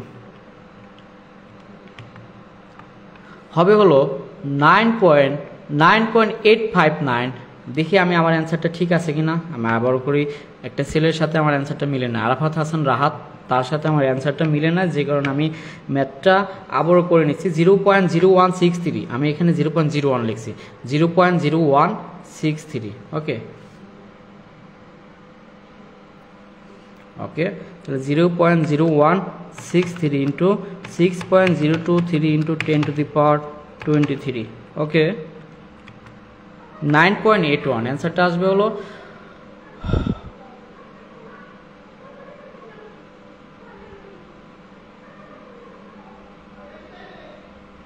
আচ্ছা, সে আমাকে বলেছে যে ভাইয়া এখানে 0.9 অ্যাটম হবে না, বিকজ 25 ডিগ্রি সেলসিয়াস চাপ তো 0.9 অ্যাটম বলা কোশ্চেনে। 25 ডিগ্রি সেলসিয়াসে 0.9 অ্যাটম না ভাইয়া, এই কোশ্চেনটা আর এই কোশ্চেনটা এক না, মনে রাখবেন। আমরা করতেছি স্টপ কর্ক বন্ধ থাকা অবস্থায় 25 ডিগ্রি সেলসিয়াসে নাইট্রোজেন গ্যাসের অণুর সংখ্যা, আর এটা হলো পর্যবেক্ষিত চাপ, মানে এই দুইটাকে যখন মিক্সচার করব ওই মিশ্রিত অবস্থায় ওরা চাপটা নির্ণয় করছিল 0.9 অ্যাটম। সো এই কোশ্চেন আর এই কোশ্চেন এক না, তো এখানে অ্যান্সারটা বের হয় 9.817 ইন্টু 10⁻21। কত হয়? 9.817 ইন্টু 10⁻21 অণুটি থাকবে। তাহলে কত হবে অ্যান্সারটা? 9.817 ইন্টু 10⁻21। আশা করি সকলেই বুঝতে পারছেন। যারা ম্যাথটা বুঝতে পারছেন তারা সকলেই ডান লিখবেন বা ক্লিয়ার লিখবেন। আরাফাত হাসান রাহাত, আশা করি ভাইয়া তুমি বুঝতে পারছো। ওইখানে আমাদের দুইটা গ্যাসকে যখন মিক্সার করছিল, ওই মিক্সার অবস্থায় অর্থাৎ স্টপ কর্ক খোলা থাকা অবস্থায় যারা পর্যবেক্ষণ করছিল এই দুইটা গ্যাসকে নিয়ে, তারা দেখতে পাইছিল যে 25 ডিগ্রি সেলসিয়াসে পর্যবেক্ষিত চাপ 0.9 অ্যাটম। এইখানে ক নাম্বার কোশ্চেনটা বলছে মানে স্টপ কর্ক বন্ধ থাকা অবস্থায় নাইট্রোজেন গ্যাসের, ঠিক আছে, স্টপ কর্ক বন্ধ থাকা অবস্থায় নাইট্রোজেন গ্যাসের অণু সংখ্যা বের করতে বলছে। সো এইটার সাথে এটার সম্পর্ক এক না, ঠিক আছে। ওকে, এরপরের কোশ্চেনটা আমরা দেখি। এরপরের কোশ্চেন বলছে যে উদ্দীপকে উল্লেখিত পর্যবেক্ষিত মোট চাপ, ডাল্টনের আংশিক চাপ সূত্রকে অনুসরণ করে কিনা। এখন ডাল্টনের আংশিক চাপ সূত্র অনুযায়ী একটু আগে আমি শিখছি যে মোট চাপ P = আমরা জানি P1 V1 plus P2 V2 by V1 plus V2। এখন জাস্ট এই সূত্রটা একদম ইজি একটা ম্যাথ দিছে। তাহলে এখানে P1 এর মান কত? 1 অ্যাটম। আয়তন ভিকে তাহলে অবশ্যই লিটারে নিতে হবে, কারণ এটা যেহেতু লিটার অ্যাটমসফিয়ার একক আমরা হিসাব করতেছি। 400 মিলিকে লিটার নিলে 0.4 প্লাস P2 এর মানটা কত? P2 এর মান 1.5 আর V2 কত 450, তার মানে 0.450 মিলিলিটারকে লিটারে নিতে হবে, মনে রাখবেন মিলিলিটারকে লিটার নিতে হবে, ডিভাইড বাই V1 মানে 0.4 প্লাস V2 মানে 0.450। তাহলে এটাকে যখন আমি হিসাব করব, একদম সিম্পল একটা ম্যাথ। দেখেন, হ্যাঁ আমি কোশ্চেনটা তোমাদেরকে দিয়ে দিব, হ্যাঁ সো টেনশন নেওয়ার কোনো প্রয়োজন নাই। তাহলে দেখেন 1 into 0.4 plus 1.5 into 0.450 divide by 0.4 plus 0.450, অ্যান্সারটা হয়, অ্যান্সারটা কত, অ্যান্সারটা 1.264 অ্যাটম হয়। কিন্তু ওরা যারা পর্যবেক্ষণ করছিল, দেখেন অ্যান্সারটা হয় 1.264 অ্যাটম, যদি আমার ভুল না হয়ে থাকে ক্যালকুলেশন, আপনারা একটু ক্যালকুলেশনটা করবেন আমার সাথে। কিন্তু ওরা দেখতে পাইছিল যে তাপমাত্রা 25 ডিগ্রি সেলসিয়াসে চাপটা 0.9 অ্যাটম ওরা পর্যবেক্ষণ করা পাইছিল, কিন্তু আমাদের বের হয়েছে ডাল্টনের আংশিক চাপ সূত্র অনুযায়ী হিসাব করে আমাদের বের হয়েছে 1.264 অ্যাটম। তার মানে এটা কি করে, সুতরাং উদ্দীপকে উল্লেখিত পর্যবেক্ষিত মোট চাপ ডাল্টনের আংশিক চাপ সূত্রকে সমর্থন করে না। আশা করি সকলে বুঝতে পারছেন। ওকে, এখন দেখেন আমি আপনাদের আরও কিছু কোশ্চেন সলভ করব, ঠিক আছে? Okay fine. এ পর্যন্ত যারা বুঝতে পারছেন অবশ্যই আমাকে কমেন্টে জানাবেন। এ পর্যন্ত যারা বুঝতে পারছেন অবশ্যই কমেন্টে জানাবেন। আমি আপনাদের কথা দিচ্ছি, কেমিস্ট্রিতে 90+ পাওয়া কোনো ঘটনাই না। আমার ক্লাসগুলো করবেন, যে যে বিষয়গুলো ফোকাস দিতে বলবো ফোকাস দিবেন। অবশ্যই কেমিস্ট্রিতে প্লাস তো দূরের কথা, 90+ মার্ক অবশ্যই পাবেন আপনি, ঠিক আছে? ওকে, এখন দেখেন গ্রাহামের ব্যাপন সূত্র। আমি কি শিখব? গ্রাহামের ব্যাপন সূত্র। গ্রাহামের ব্যাপন সূত্রটা একদম simple. Okay Minhaj Ali, thank you. Okay, গ্রাহামের ব্যাপন সূত্র বলছে স্থির তাপমাত্রা চাপে কোনো গ্যাসের ব্যাপনের হার উক্ত গ্যাসের মোলার ভরের বা আণবিক ভরের বর্গমূলের ব্যস্তানুপাতিক। অর্থাৎ ব্যাপনের হারটা যদি আর হয়, আপনারা সংজ্ঞা মুখস্থ করার বিষয় না, যদি আপনি সূত্রটা পারেন সংজ্ঞাটা অটো হয়ে যায়। অর্থাৎ স্থির তাপমাত্রা চাপে কোনো গ্যাসের ব্যাপনের হার, এই ব্যাপনের হার আর দিয়ে প্রকাশ করা হয় উক্ত গ্যাসের মোলার ভরের বর্গমূলের ব্যস্তানুপাতিক বা আণবিক ভরের বর্গমূলের ব্যস্তানুপাতিক। এই যে এটা আণবিক ভরও বলতে পারেন, মোলার ভরও বলতে পারেন। বর্গমূলের, এই দেখেন বর্গমূলের আবার 1/1-এর সাথে ভাগ থাকা মানে কি, বর্গমূলের ব্যস্তানুপাতিক, ঠিক আছে? আশা করি সকলে বুঝতে পারছেন। মিজানুর রহমান, ওকে, হ্যাঁ ইনশাল্লাহ, অবশ্যই ইনশাল্লাহ। দেখেন তাহলে স্থির তাপমাত্রা চাপে কোনো গ্যাসের ব্যাপনের হার আরটা হবে উক্ত গ্যাসের বর্গমূলের মোলার ভরের বর্গমূলের বা আণবিক ভরের বর্গমূলের ব্যস্তানুপাতিক। আশা করি সকলে বুঝতে পারছেন। তো এই সূত্রটা আমরা একটু সমানুপাতিক চিহ্নটা তুলে একটা সমানুপাতিক দ্রব্য কে এনে এটাকে এভাবে লিখতে পারি। হ্যাঁ, এখন এটার সাথে এটা আড়াআড়ি গুণ হয়, কীরকম হয় কে। তো আমি যদি এটা থাকা মানে কি, আমি যদি কয়েকটা R1 এখানে যদি M1 নেই, এটা কি হবে R2, দুইটা যদি আমি তুলনা করি, দুইটা লিখি, বাকিগুলো লিখলাম না, এই দুইটা, অর্থাৎ ব্যাপনের হার আর বর্গমূলের মোলার ভরের বর্গমূলকে যদি গুণ করি, আবার ব্যাপনের হার এবং মোলার ভরের যতগুলাকে গুণ করবো এইভাবে সবগুলোর অনুপাত বা সবগুলোর গুণফল কী হবে, ধ্রুব হবে, মানে সমান হবে। আশা করি বুঝতে পারছেন। তো এই দুইটা সূত্র গিয়ে ধরেন R1-এর নিচে আমি কি কাকে আনবো, R2-কে আনবো। আর এখানে M2 ছিল, M2-র নিচে আমি কাকে নিব, M2-র নিচে নিব এই যে অরে নিলে কী হবে, এখানে হবে M1। দেখেন এটার সাথে এটা কোণাকুণি, তার মানে বর্গমূলের ব্যস্তানুপাতিক। এটার সাথে এটা কোণাকুণি, তার মানে বর্গমূলের ব্যস্তানুপাতিক। তার মানে R1/R2 হবে √R, যেহেতু দুইটার উপরে বর্গমূল আছে, তাহলে এটাকে আমি এভাবে লিখতে পারি M2/M1।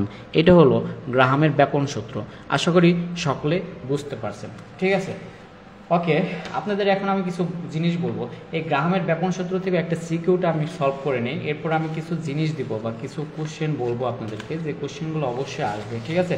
ওকে, দেখেন এখানে একটা পাত্র এ গ্যাস, যার গ্রামে প্রকাশিত ভর দেওয়া দিয়েছিল 0.5 গ্রাম, 760 মিলিমিটার পারদ-চাপ এবং 300 মিলি, ঠিক আছে?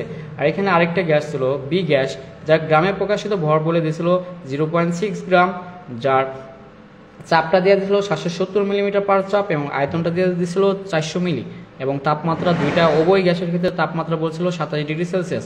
এটা আসছিল চট্টগ্রাম বোর্ডে আসছে, সিলেট বোর্ডে আসছে, অনেকগুলো বোর্ডে আসছে, ঠিক আছে? আমি জাস্ট চট্টগ্রাম বোর্ড লিখে রাখছি। দেখেন এখানে কোশ্চেনটা কি বলছে, একই তাপমাত্রা ও চাপে এ ও বি গ্যাসের মধ্যে কোনটির ব্যাপনের হার বেশি তা গাণিতিকভাবে বিশ্লেষণ করো। আমরা জানি ব্যাপনের হার নির্ণয় করতে হলে অবশ্যই তার মোলার ভর বা আণবিক ভরটা আমাদের জানতে হয়। এখন এই ডেটাগুলো থেকে কিভাবে আমি আণবিক ভর নির্ণয় করব, এই ডেটাগুলো থেকে কিভাবে আণবিক ভর নির্ণয় করব, যারা পারেন তারা দ্রুত অঙ্কটা করে আমাকে বলবেন, যারা পারেন তারা দ্রুত অঙ্কটা করে আমার আগে অঙ্কটা করে আমাকে জানাবেন অ্যান্সারটা কত। ঠিক আছে, ওকে, দেখেন আমি কোশ্চেনটা এইভাবে দিয়ে দিছি। সো স্ক্রিনশট রেখে আপনারা সকলেই দ্রুত অঙ্কটা করে আমাকে জানাবেন, দ্রুত অঙ্কটা করে আমাকে জানাবেন। তাহলে এ প্রথম গ্যাস, এ গ্যাসের ক্ষেত্রে আমি এ গ্যাসের ক্ষেত্রে অবশ্যই আণবিক ভর বা মোলার ভরটা আমার জানা প্রয়োজন। এই কারণে আমি লিখলাম এ গ্যাসের জন্য, এ গ্যাসের জন্য কি কি দেওয়া আছে, এ গ্যাসে গ্রামে প্রকাশিত ভর ডাব্লিউ দেওয়া দিছে, 0.5 গ্রাম। ওকে, এরপর দেওয়া দিচ্ছে 760 মিলিমিটার পারদচাপ। আমরা এটাকে অ্যাটমে নিব। আমরা জানি 1 অ্যাটম ইকুয়ালস টু 760 মিলিমিটার পারদচাপ, তাই নয় কি? হ্যাঁ, অবশ্যই তাই। তাহলে 760 মিলিমিটার পারদচাপ মানে কি? অ্যাটম। তাহলে ওয়াটটাকে আমি W1 ধরলাম, এই গ্যাসের ক্ষেত্রে P1কে ধরলাম, 760 মিলিমিটার পারদচাপ মানে 1 অ্যাটমে লেখা হয়। ওকে, আর কি দেওয়া দিচ্ছে? আয়তন, আয়তনকে অবশ্যই লিটার নিব, এটাকে ধরলাম V1 নিব অবশ্যই 300 মিলি মানে কি 0.3 লিটার, 1000 দিয়ে ভাগ করে নিব। আর কি দেওয়া আছে? তাপমাত্রা, তাপমাত্রা হলো T = 27 ডিগ্রি সেলসিয়াস। 27কে যখন 273 দিয়ে যোগ দিব অবশ্যই 300 কেলভিন হবে।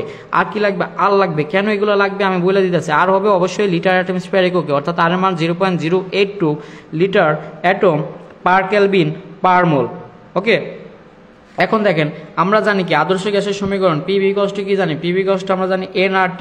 তো PV এইটার ক্ষেত্রে আমরা লিখবো, এই গ্যাসের ক্ষেত্রে আমরা লিখবো P1V1, আর n এর জায়গায় লিখবো W1/M1 বা MA, আপনি যাই ধরেন, যেহেতু এই গ্যাসের ক্ষেত্রে M1 ধরবো আণবিক ভর। আণবিক ভর কি মনে মনে কি ধরবো আমি? আণবিক ভরটা হলো M1। ঠিক আছে, তো আণবিক ভর M1 আর T দুটার ক্ষেত্রে সেম থাকবে, R × T। তো P1 এর মান কত এই গ্যাসের ক্ষেত্রে? দেখেন এখান থেকে কেন PV = nRT কেন সমীকরণটা ইউজ করলাম আমি শুরুতে বলে নিয়েছিলাম।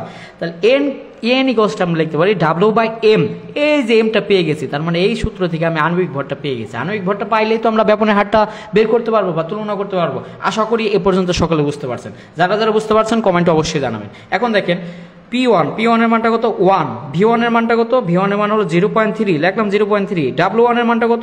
W1 এর মান হলো 0.5 গ্রামে প্রকাশিত ভর। আণবিক ভরটা আমি বের করবো M1, আর এর মান সবার জন্য সেম 0.082, টির মান 300। ঠিক আছে, এখন আমি M1 এর সাথে এটা গুণ দিব, তো M1 × 1 × 0.3, আর এখানে কি থাকবে? বাকিটা থাকবে 0.5 × 0.082 × 300। তাহলে M1টা কত হবে? M1টা হবে 0.5 × 0.082 × 300 ভাগ 1 × 0.3। এটা যদি ওই পাশে যায় 1 × 0.3, তো এটা 0.03 না, 0.3। ওকে, এখন আমি ক্যালকুলেশনটা করি, দেখেন আপনারা আমার সাথে সাথে করেন। 0.5 × 0.082 × 300 ভাগ কত? 1 × 0.3। ক্যালকুলেশন করলে মানটা আসে 41। কত আসে? 41 গ্রাম পার মোল, বা 41 ধরবেন আপনারা। কি ধরবেন? 41 গ্রাম পার মোল ধরলে আবার ভুল করবেন, 41 লিখবেন, তাতে আনসার হবে। ঠিক আছে, ওকে, তাহলে আমরা কি বের করে নিলাম? এই গ্যাসের আণবিক ভর M1 এর মানটা ধরে নিলাম, বের করে নিলাম যে 41। একইভাবে আমি বি গ্যাস, কোন গ্যাসের ক্ষেত্রে বের করব? বি গ্যাসের ক্ষেত্রে। বি গ্যাসের ক্ষেত্রে কি? বি গ্যাসের ক্ষেত্রে কি কি দেওয়া আছে আশা করি এই পর্যন্ত সকলেই বুঝতে পারছেন। তো বি গ্যাসের জন্য বা বি গ্যাসের ক্ষেত্রে দেওয়া আছে হলো আপনার গ্রামে প্রকাশিত ভর, যেহেতু ওইখানে W1 ধরেছিলাম, এখানে W2 0.6 গ্রাম, অর আমরা জানি 1 অ্যাটম = 760 মিলিমিটার পারদচাপ। এখানে দেওয়া যাচ্ছে 770। তাহলে আমরা অবশ্যই এটার ক্ষেত্রে P2টা কত হবে? P2 হবে 770 রে আমরা যদি 760 দিয়ে ভাগ করি তাহলে এটা মিলিমিটার পারদচাপ থেকে অ্যাটম এককে এসে পড়বে। তাহলে কি হবে? 770 ভাগ 760। তাহলে এখানে কত হয়ে গেল? এখানে হয়ে গেল 1.013 অ্যাটম। তাহলে এখানে P2 এর মান কত হবে? 1.013 অ্যাটম। হ্যাঁ, আর কি দেওয়া দিচ্ছে? আয়তন এখানে V2 ধরবো 400 মিলি, তার মানে লিটার নিলে 0.4 লিটার। আর কি লাগবে আমার? আর লাগবে হলো M2। বি গ্যাসের আণবিক ভর আমি M2 ধরে নিলাম। আর কি? আর সবগুলোর ক্ষেত্রে সেম, অর্থাৎ ওর ক্ষেত্রে 0.082, ওর ক্ষেত্রে 0.082 litre atom per kelvin per mole আমি লিখি নেই। ঠিক আছে, আপনারা লিখে নেবেন। আচ্ছা, আমি লিখে দিচ্ছি litre atom per kelvin per mole. আর কি তাপমাত্রাটি হলো কত ডিগ্রি, 27 ডিগ্রি সেলসিয়াস, তার মানে ক্ষেত্রে কত হবে 300 কেলভিন। তাহলে আমরা কি জানি আদর্শ গ্যাসের সমীকরণ মতে পি ইকুয়ালস টু nRT, তাহলে পি এর জায়গায় কি হবে আসলে P2V2, n এর জায়গায় কি হবে W2/M2, আর এখানে কি হবে RT। তাহলে আমি ডাইরেক্ট লিখতে পারতাম MT ইকুয়ালস টু কি লিখতে পারতাম W2RT ডিভাইড বাই P2V2, ঠিক আছে। তো W2 এর মান কত, W2 এর মান হলো আমার 0.6, তাহলে 0.6, আর এর মান 0.082, টির মান কত 300, আর P2 এর মান কত, P2 এর মান হলো আপনার 1.013, আর V2 এর মান কত, V2 এর মান 0.4। তাহলে M2 আমি ইজিলি বের করতে পারবো। M2 কত হবে দেখেন, M2 হবে 0.6 ইন্টু 0.082 ইন্টু 300 ভাগ 1.013, আচ্ছা 1 পয়েন্ট হয় নাই, 1.013 ইন্টু কত 0.4, তাহলে কত হয়েছে মানটা, মান হয়েছে 36.42, কত হয়েছে 36.42। আপনারা দেখেন 36.42 হয়েছে। তাহলে আমরা এখন লিখবো 36.42 এত গ্রাম পার মোল। এখন দেখেন এত গ্রাম পার মোল। এখন ওই যে আমি M1 যে আণবিক ভরটা পাইছিলাম 41, M1 এর ব্যাপনের হার মনে মনে ধরলাম R1, এবং M2 যে পাইলাম 36.42 ওর ব্যাপনের হারকে আমি মনে মনে ধরলাম R2, ঠিক আছে। এখন মনে রাখবেন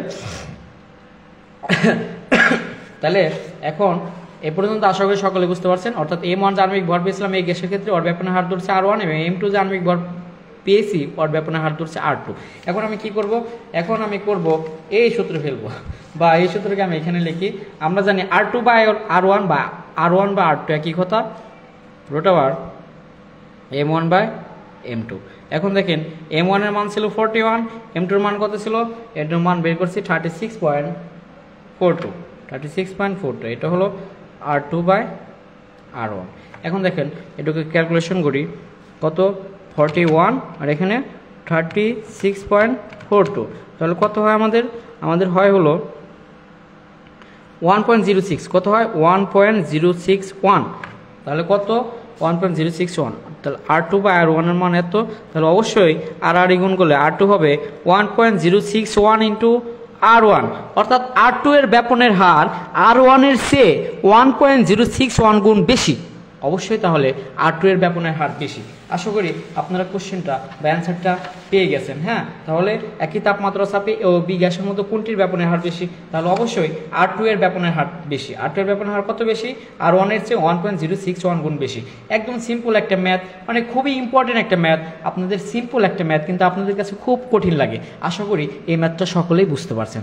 যারা যারা বুঝতে পারছেন অবশ্যই ভাইয়া অ্যান্ড আপুরা আপনারা আমাকে অবশ্যই কমেন্টে একটু জানাবেন, ঠিক আছে। ওকে, আমি পরবর্তী কিছু বিষয় আপনাদের একটু সলিউশন করে দিব। দেখেন আমি কয়েকটা এমসিকিউ খুব দ্রুত সময়ের মধ্যে আপনাদেরকে সলিউশন করে দিব। যে এমসিকিউগুলো আপনারা পারেন না বা আপনাদের প্রবলেম হয় সেই এমসিকিউই আপনাদের সামনে আমি নিয়ে আসছি, ঠিক আছে। দেখেন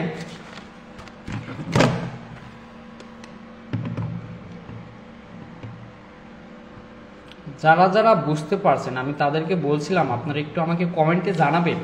যারা যারা এই পর্যন্ত বুঝতে পারছেন তারা কমেন্টে দ্রুত জানান, তারা কমেন্টে আমাকে একটু দ্রুত জানান যে আপনারা এই পর্যন্ত বুঝতে পারছেন। যারা যারা বুঝতে পারছেন তারা কমেন্টে দ্রুত আমাকে জানান যে আপনারা এই পর্যন্ত বুঝতে পারছেন। ওকে,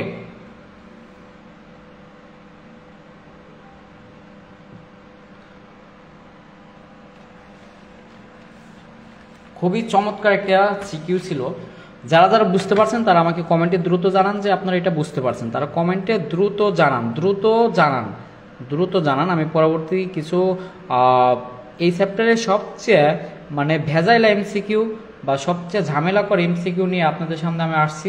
এমসিকিউগুলো ভেজাইলে না, আসলে যারা পারে তাদের কাছে খুবই সহজ, কিন্তু আপনাদের অনেকের কাছে এই এমসিকিউগুলো একটু টাফ মনে হয়। সেই এমসিকিউ নিয়ে আপনাদের কাছে আমি আসছি, এমসিকিউগুলো একটু আমি সলিউশন করে দিব।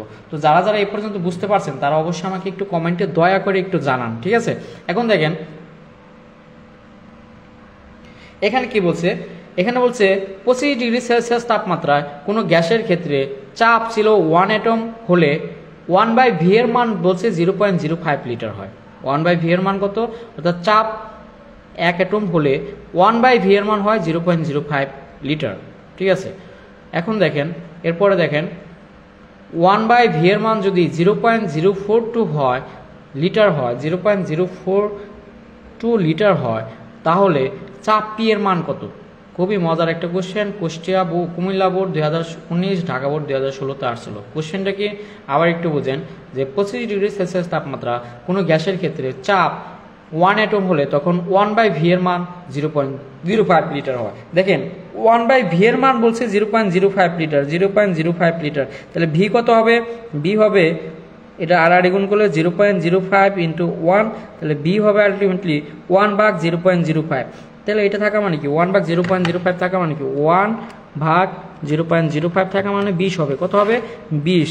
তাহলে আয়তনটা আসলে 20 লিটার পাইছিলাম। তাহলে P1 যখন 1 অ্যাটম ছিল তখন আয়তন V1 পাইছিলাম 20 লিটার। এখন পরবর্তীতে বলছে আয়তন 1/v এর মান 0.042 হলে, তাহলে 1/v এর মান কত? 0.042।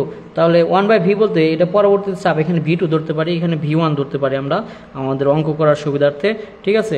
তাহলে 1/v2 হলো 0.042, তাহলে V2 ইন্টু 0.042 ইকুয়ালস টু 1, তাহলে V2 কত? 1/0.042, তাহলে 1/0.042, 1/0.042। ওকে, তাহলে এখানে হয় 23.80। কত হলো? 23.80। এখন আমরা এটাকে বয়েলের সূত্রে ফেলবো। বয়েলের সূত্র অনুযায়ী আমরা জানি P1 V1 equals to P2 V2। P1 এর মান আমরা জানি 1 অ্যাটম দেওয়া দিয়েছিল, এই যে P1 1 অ্যাটম, আর V1 পাইছি 20। কত পাইছি? 20। P2 কত? P2 এর মান আমাদের বের করতে হবে, আর V2 কত পাইছি? 23.80, 23.80। এখন তাহলে P2 কত হবে? আর এক লাইন আমি কম করছি, P2 হবে অবশ্যই 20/23.80। তো 20কে 23.80 দ্বারা ভাগ করলে কত হবে? 20 আপনারা ম্যাক্সিমাম সবাই এই কোশ্চেনটা ভুল করেন, ঠিক আছে, ম্যাক্সিমাম সবাই এই কোশ্চেনটা ভুল করেন, যে কারণে এটা আমি সলিউশন করে দিয়েছি। তাহলে এটা হয় 0.840 লিটার, 0.840 লিটার। দেখেন তো 0.84 কোথায় আছে অপশনে? এই যে এখানে আছে 0.84। তাহলে অ্যান্সারটা এটা হবে, ঠিক আছে। আশা করি এমসিকিউটা সকলেই বুঝতে পারছেন। যারা যারা বুঝতে পারছেন অবশ্যই আমাকে কমেন্টে জানাবেন, যারা যারা বুঝতে পারছেন অবশ্যই আমাকে কমেন্টে জানাবেন, ঠিক আছে। ওকে, এখন দেখেন খুবই চমৎকার আরেকটা কোশ্চেন। কি বলছে? এ ও বি গ্যাসের মোল সংখ্যা যথাক্রমে, আমি ডাল্টনের আংশিক চাপ সূত্র যেহেতু পড়াইছি আর মোল সংখ্যা এগুলো সব ক্লিয়ার করে দিছি, তাহলে এটা অবশ্যই আপনারা পারবেন। আর আমি চাই আপনারা একটু অ্যান্সারগুলো দিবেন। এখানে কি বলছে? এ ও বি গ্যাসের মোল সংখ্যা যথাক্রমে 10 ও 30, এর মিশ্রণের মোট চাপ যদি 12 অ্যাটম হয়, এ গ্যাসের আংশিক চাপ কত? আমরা জানি আংশিক চাপ নির্ণয় করার সূত্র আপনাদেরকে আমি লিখে দিয়েছিলাম। এ গ্যাসের যেহেতু পিন নিচে, যার আংশিক চাপ বের করবেন তার মূল ভগ্নাংশ অর্থাৎ x এ, কিন্তু মোট চাপ কত? 12। তাহলে মূল ভগ্নাংশ মানে কি? নিজের মোল সংখ্যা। তাহলে এ গ্যাসের মোল সংখ্যা কত? এ ও বি গ্যাসের মোল সংখ্যা যথাক্রমে 10 ও 30। তাহলে এ গ্যাসের মোল সংখ্যা হলো 10 ডিভাইড বাই মোল সংখ্যা, যে গ্যাসের মোল সংখ্যা বের করবেন, মোল সংখ্যা নির্ণয় সূত্র হলো নিজের মোল সংখ্যা ডিভাইড বাই মোট মোল সংখ্যা। মোট মোল সংখ্যা তাহলে কত হবে? 10 + 30, তার মানে 40 হবে, ইন্টু 12। তাহলে দেখেন 10/40 ইন্টু 12 যেহেতু কত হয়? 10/40 ইন্টু 12, ঠিক আছে। হয় হলো 3 অ্যাটম। কত হয়? 3 অ্যাটম। 3 অ্যাটম কত হয়েছে? 3 অ্যাটম, ঠিক আছে। দেখেন আপনারা 3 অ্যাটম হয়েছে। তাহলে আমরা জানি এগুলা খুব ইজিলি এখন আমরা বের করতে পারবো। এখন দেখেন এখানে কি বলছে?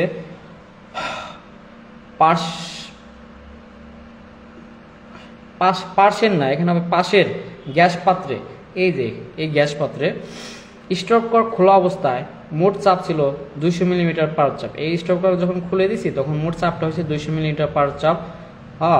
এনে 6 মোল, অর্থাৎ এ গ্যাসের মোল সংখ্যা দেওয়া দিয়েছে 6 মোল এবং বি গ্যাসের মোল সংখ্যা দেওয়া দিয়েছে 14 মোল। এন কি বলছে? এ গ্যাসের আংশিক চাপ নির্ণয় করো। Same question. এ গ্যাসের আংশিক চাপ মানে কি? পি এ দ্বারা বোঝাইছে এ গ্যাসের আংশিক চাপ। এ গ্যাসের আংশিক চাপ বের করতে হলে এ গ্যাসের মোল ভগ্নাংশ লাগবে ইন্টু মোট চাপ, যেটা দেওয়া দিয়েছে 200। যেহেতু এখানে অপশনে মিলিমিটারে রাখছে, তাই মিলিমিটারে আমার অ্যাটমে নেওয়ার দরকার নয়, মিলিমিটারে রাখবো, অর্থাৎ 200 রাখবো। এখন এক্স এ মানে কি? মোল ভগ্নাংশ কিভাবে বের করবো? মোল ভগ্নাংশ বের করার সূত্র হলো নিজের মোল সংখ্যা। তাহলে এ গ্যাসের মোল সংখ্যা কত ছিল? 6 ডিভাইড বাই মোট মোল সংখ্যা। তাহলে 6 আর 14 মিলে হবে 20 ইন্টু 200। তাহলে কত দেখি তো? 6/20 ইন্টু 200, 6/20 ইন্টু কত? 200। তাহলে কত হয়? 60। কত হয়? 60 মিলিমিটার। তাহলে অবশ্যই অপশন কত হবে? আমি চাই আপনারা একটু আমার সাথে সাথে অ্যান্সারগুলো করেন। তাহলে অপশন হবে অবশ্যই 60 মিলিমিটার পার চাপ। এখন দেখেন আরেকটা কোশ্চেন, এসটিপিতে 3.2 গ্রাম 3.2 গ্রাম একটি গ্যাস 2.24 আয়তন দখল করে। আয়তন দখল করলে গ্যাসটি কি হতে পারে? একটু খেয়াল করেন। তাহলে আমরা লিখতে পারি কি যে 2.24 লিটার আয়তন দখল করলে গ্যাসটির ভর হয় 3.2 গ্রাম। তাই 1 লিটার আয়তন দখল করলে হবে 3.2 ইন্টু 2.24, তাহলে 22.4 লিটারে কত? এটাই তো তার আণবিক ভর পেয়ে যাবো। তাহলে 3.2 ইন্টু 22.4, এখানে 2.24, এখানে তাহলে কি হয় আমাদের? তাহলে কি হবে 3.2 ইন্টু 22.4 ভাগ 2.24, আমাদের হবে হলো 32। তাহলে গ্যাসটা অবশ্যই অক্সিজেন হবে। গ্যাসটা কি হবে? অক্সিজেন হবে। অর্থাৎ আমরা বের করবো 2.24 লিটার আয়তনের ভর হলো 3.2 গ্রাম, 1 লিটার কত? 22.4 লিটার যত বের হবে, যেহেতু 32 গ্রাম বের হয়েছে তাহলে অবশ্যই এটা কি অক্সিজেন গ্যাস ছিল। অক্সিজেন আণবিক ভর হলো 32। এখন দেখেন এসটিপিতে এই কোশ্চেনটা অনেকে ভুল করে, তারা বুঝে না এসটিপি কি, এসিটিপি কি, তারপর কক্ষ তাপমাত্রা কি, ঠিক আছে, প্রমাণ কি, এগুলো কিছুই বোঝে না। এই কারণে কোশ্চেনগুলো ভুল করে। এসটিপিতে অক্সিজেন গ্যাসের আরএমএস বেগ কত? আমরা আরএমএস বেগ আমি একটু পর আপনাদের একটু বলে দেবো আরএমএস বেগটা কি। আরএমএস বেগ C = 3RT/m। C = কি 3RT/m। বলছি এসটিপি মানে হলো 0 ডিগ্রি সেলসিয়াস তাপমাত্রা। এসটিপি মানে কি স্ট্যান্ডার্ড টেম্পারেচার অ্যান্ড প্রেশার। এসটিপিতে টেম্পারেচার হয় 0 ডিগ্রি সেলসিয়াস তাপমাত্রা। কত ডিগ্রি? 0 ডিগ্রি। তাহলে C = আমরা জানি 3RT/m। যেহেতু কি বলছে অক্সিজেন এসটিপিতে, এই এসটিপি জিনিসটা না বুঝে ওরা কি দেয়, এই তাপমাত্রাটা লিখতে পারে না, কত ডিগ্রি লিখবে, এই কারণে অ্যান্সারটা ভুল করে। ঠিক আছে, তাহলে 3 আর এর মান কত? আর এর মান অবশ্যই, যেহেতু আমি এই আর এর মান এক্ষেত্রে কি একক ব্যবহার করতে হবে? আর এর কোন মানটা ব্যবহার করতে হবে? আর এর এসআই এককে আর এর মানটা ব্যবহার করতে হবে। যেহেতু আমরা বেগ জানি, বেগের একক হলো মিটার পার সেকেন্ড, অর্থাৎ এসআই এককে বেগের মানটা বা বেগের এককটা আমরা প্রকাশ করি, সেই কারণে আর এর মানটা এখানে এসআই এককে প্রকাশ করতে হবে। এসআই এককে আর মান 8.314 joule per kelvin per mole. ওকে, তাহলে 3 ইন্টু 8.314, আর টির মান কত? টির মান হলো যেহেতু এসটিপিতে তাহলে 0 ডিগ্রি সেলসিয়াস, তার মানে 273 ভাগ অক্সিজেন যেহেতু 32 গ্রাম, কিন্তু এই ক্ষেত্রে গ্রামে নিলে আমাদের হবে না, যেহেতু বেগকে আমরা মিটার পার সেকেন্ড এককে প্রকাশ করি। ঠিক আছে, তাহলে অবশ্যই আমাদের কেজি অর্থাৎ ভরকেও আমাদের এসআই এককে প্রকাশ করতে হবে, অর্থাৎ 1000 দিয়ে ভাগ করতে হবে গ্রামকে। তাহলে কি হবে 10⁻³ -3। এখন দেখেন, তাহলে আমি জিনিসটা করে ফেলি, তাহলে কি হবে 3 ইন্টু 8.314 ইন্টু কত 273 ভাগ কত 32 ইন্টু 10⁻³ তাহলে কত হয়েছে 461.287। তাহলে কত হবে 461.287 বা 34 মিটার পার সেকেন্ড, একই কথা। ঠিক আছে, আশা করি আপনারা এমসিকিউটা বুঝতে পারছেন। এখন দেখেন আর কি এমসিকিউ, 17 ডিগ্রি সেলসিয়াস তাপমাত্রা 1 মোল নাইট্রোজেনের গতিশক্তি কত? আমরা গতিশক্তি নির্ণয়ের সূত্র, আমি সূত্রগুলো লিখে দেব। গতিশক্তি নির্ণয়ের সূত্র হলো E = 3/2 nRT। ঠিক আছে, যেহেতু এখানে 1 মোলের বের করতে বলছে, তার মানে n এর মানটা হবে 1। আর কত শক্তির একক, যেহেতু জুল এককে প্রকাশ করি, তাহলে আর এর মানটা অবশ্যই এসআই এককে নিতে হবে, অর্থাৎ 8.314। আর টির মানটা কত? টির মানটা বলছে 17 ডিগ্রি সেলসিয়াস। 17 ডিগ্রি সেলসিয়াস মানে কি? আমরা একে ক্যালভিনে নিব। তাহলে কত হবে 17 + 273, 17 + 273। আমি চাই আমার আগে আপনারা করেন, কিন্তু আপনাদের কোনো রেসপন্স আমি পাচ্ছি না, আমি খুবই হতাশ হচ্ছি। ঠিক আছে, এরকম হতাশ হলে আপনারা আর ক্লাস পাবেন না। ঠিক আছে, আপনারা অবশ্যই রেসপন্স করতে হবে। তাহলে কি হবে 3/2 কত 2 ইন্টু আর এর মান কত 8.314 ইন্টু টির মান কত 290। দেখেন কত হলো, অ্যান্সারটা হলো 3616.59 জুল হবে। তাহলে কত 3616.59 জুল। আশা করি বুঝতে পারছেন। ঠিক আছে, এখন কি বলছে কক্ষ তাপমাত্রা নাইট্রোজেনের একটি অণুর গতিশক্তি কত? কক্ষ তাপমাত্রা বলছে। ঠিক আছে, তার মানে 25 ডিগ্রি সেলসিয়াস তাপমাত্রা। কক্ষ তাপমাত্রা মানে 25 ডিগ্রি সেলসিয়াস তাপমাত্রা। নাইট্রোজেনের একটি অণুর গতিশক্তি, যদি 1 মোলের গতিশক্তি বলতো তাহলে আমরা এই সূত্র ইউজ করতাম। যেহেতু একটি অণুর গতিশক্তি বলছে, তাহলে অবশ্যই অবশ্যই 3/2 8টি লিখে এখানে আবার এনে অর্থাৎ অ্যাভোগাড্রো সংখ্যা দ্বারা ভাগ করতে হবে, কারণ অ্যাভোগাড্রো সংখ্যা দ্বারা ভাগ না করলে এখানে 6.02 × 10⁻23 বা 1 মোলের গতিশক্তি বোঝায়। যদি এখানে 1টি অণুর গতিশক্তি বোঝাইছে এখানে 2 এনে দিব, 3/2 বা 3RT/2 এনে 1টি অণুর গতিশক্তি বের করার ক্ষেত্রে। তাহলে 3 এর মান কত, 3 আর এর মান কত, SI ওকে 8.314, টি কত, কক্ষ তাপমাত্রা তার মানে 25°C তার মানে 298 কেলভিন, আর 2 এনে কত 6.023 × 10⁻23। তাহলে অ্যান্সারটা কত হবে, অ্যান্সারটা হবে হলো আমার 3 × 8.314 × এক্সক্লুসিভ এম। এগুলো খুবই গুরুত্বপূর্ণ, অর্থাৎ গুরুত্বপূর্ণ এমসিকিউ, খুবই গুরুত্বপূর্ণ এমসিকিউ, মনে রাখবেন এই এমসিকিউগুলো থাকবে, এই টাইপের এমসিকিউ অবশ্যই 100% থাকবে, ঠিক আছে। 6.023 × 10⁻23 তাহলে কত হয় 6.170 × 10⁻21, 6.170 × 10⁻21।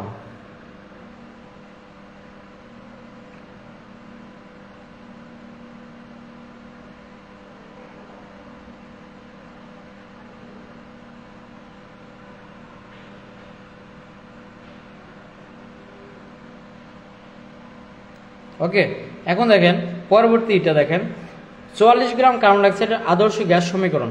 আদর্শ গ্যাস সমীকরণ আমরা জানি PV = কি জানি nRT। এখন যেহেতু n এর মানটা আমাদের বের করে নিতে হবে 44 গ্রাম, n = আমরা জানি কি W/m, তো W এর মানটা কত 44 গ্রামে প্রকাশিত ভর। এর আণবিক ভর কার্বন ডাইঅক্সাইড আণবিক ভর বের করবেন, এটা হবে কত 44, তাহলে 40/44 কত হবে 1, 40/44 মানে 1 হবে, তাহলে এটাকে আমি লিখতে পারি PV = RT। তাহলে অ্যান্সার কি হবে PV = RT। এরপর একটা দেখেন 4 গ্রাম হিলিয়াম গ্যাসের ভ্যান ডার ওয়ালস সমীকরণ কোনটি? ভ্যান ডার ওয়ালস সমীকরণ আসলে কি বলেন তো? ভ্যান ডার ওয়ালস সমীকরণ যখন আপনাদেরকে বলবো P + n² অর্থাৎ বাস্তব গ্যাস আদর্শ গ্যাসের ন্যায় আচরণ করা যখন না করবে তখন আমরা বিজ্ঞানী ভ্যান ডার ওয়ালস একটা সমীকরণ লিখে দিয়েছেন যে এই সমীকরণ অনুযায়ী বাস্তব গ্যাস আদর্শ গ্যাসের ন্যায় আচরণ করবে, অর্থাৎ P + n²a/v², ঠিক আছে, তারপরে V - NB/nRT। এখন দেখেন বলছে 4 গ্রাম হিলিয়াম, তার মানে একে n এর মানটাকে বের করে নিতে হবে। n কি, n হলো W/m, তো W এর মান কত 4, m কত হিলিয়ামের আণবিক ভর বা পারমাণবিক ভর হলো কত 2, আমরা জানি হিলিয়ামের পারমাণবিক ভর কত 2, তাহলে এখানে কত পাবো আমরা 2 পাবো। তাহলে যেখানে n আছে সেখানে আমরা কত বসাবো 2, তাহলে কত বসাবো 2 বসাবো, P + n²a। তাহলে অ্যান্সারটা অবশ্যই এখানে হবে n² মানে কি 2² করলে 4a/v², V - NB মানে কি 2b, এখানে nRT মানে কি 2RT। অবশ্যই অ্যান্সারটা গ নাম্বার অ্যান্সার হবে। আশা করি আপনারা সকলেই বুঝতে পারছেন। এখন আপনাদের আমি কিছু বিষয় বলবো লাস্টে, যে লাস্টে জাস্ট এই টপিকসগুলো পড়বেন যে আরএমএস বেগ বের করে আমি অলরেডি দেখিয়ে দিয়েছি। আরএমএস বেগ মূল বর্গবেগ 3RT/m, এর মূল গ্যাসের গতিশক্তি = 3/2 RT/nRT, ঠিক আছে, nRT। আর হলো বাস্তব গ্যাস আদর্শ গ্যাসের ন্যায় আচরণ করে না কেন? বাস্তব গ্যাস আদর্শ গ্যাসের ন্যায় আচরণ করে না কেন?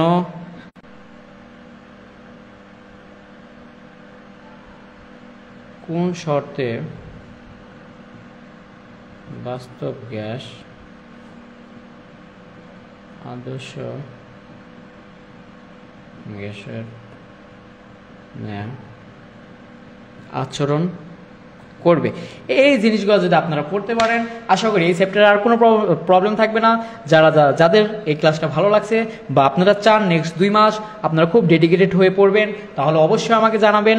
আপনাদেরকে আমার বলা হয় নাই, আমার পেড বেসের ক্লাস অলরেডি শুরু হয়ে গেছে।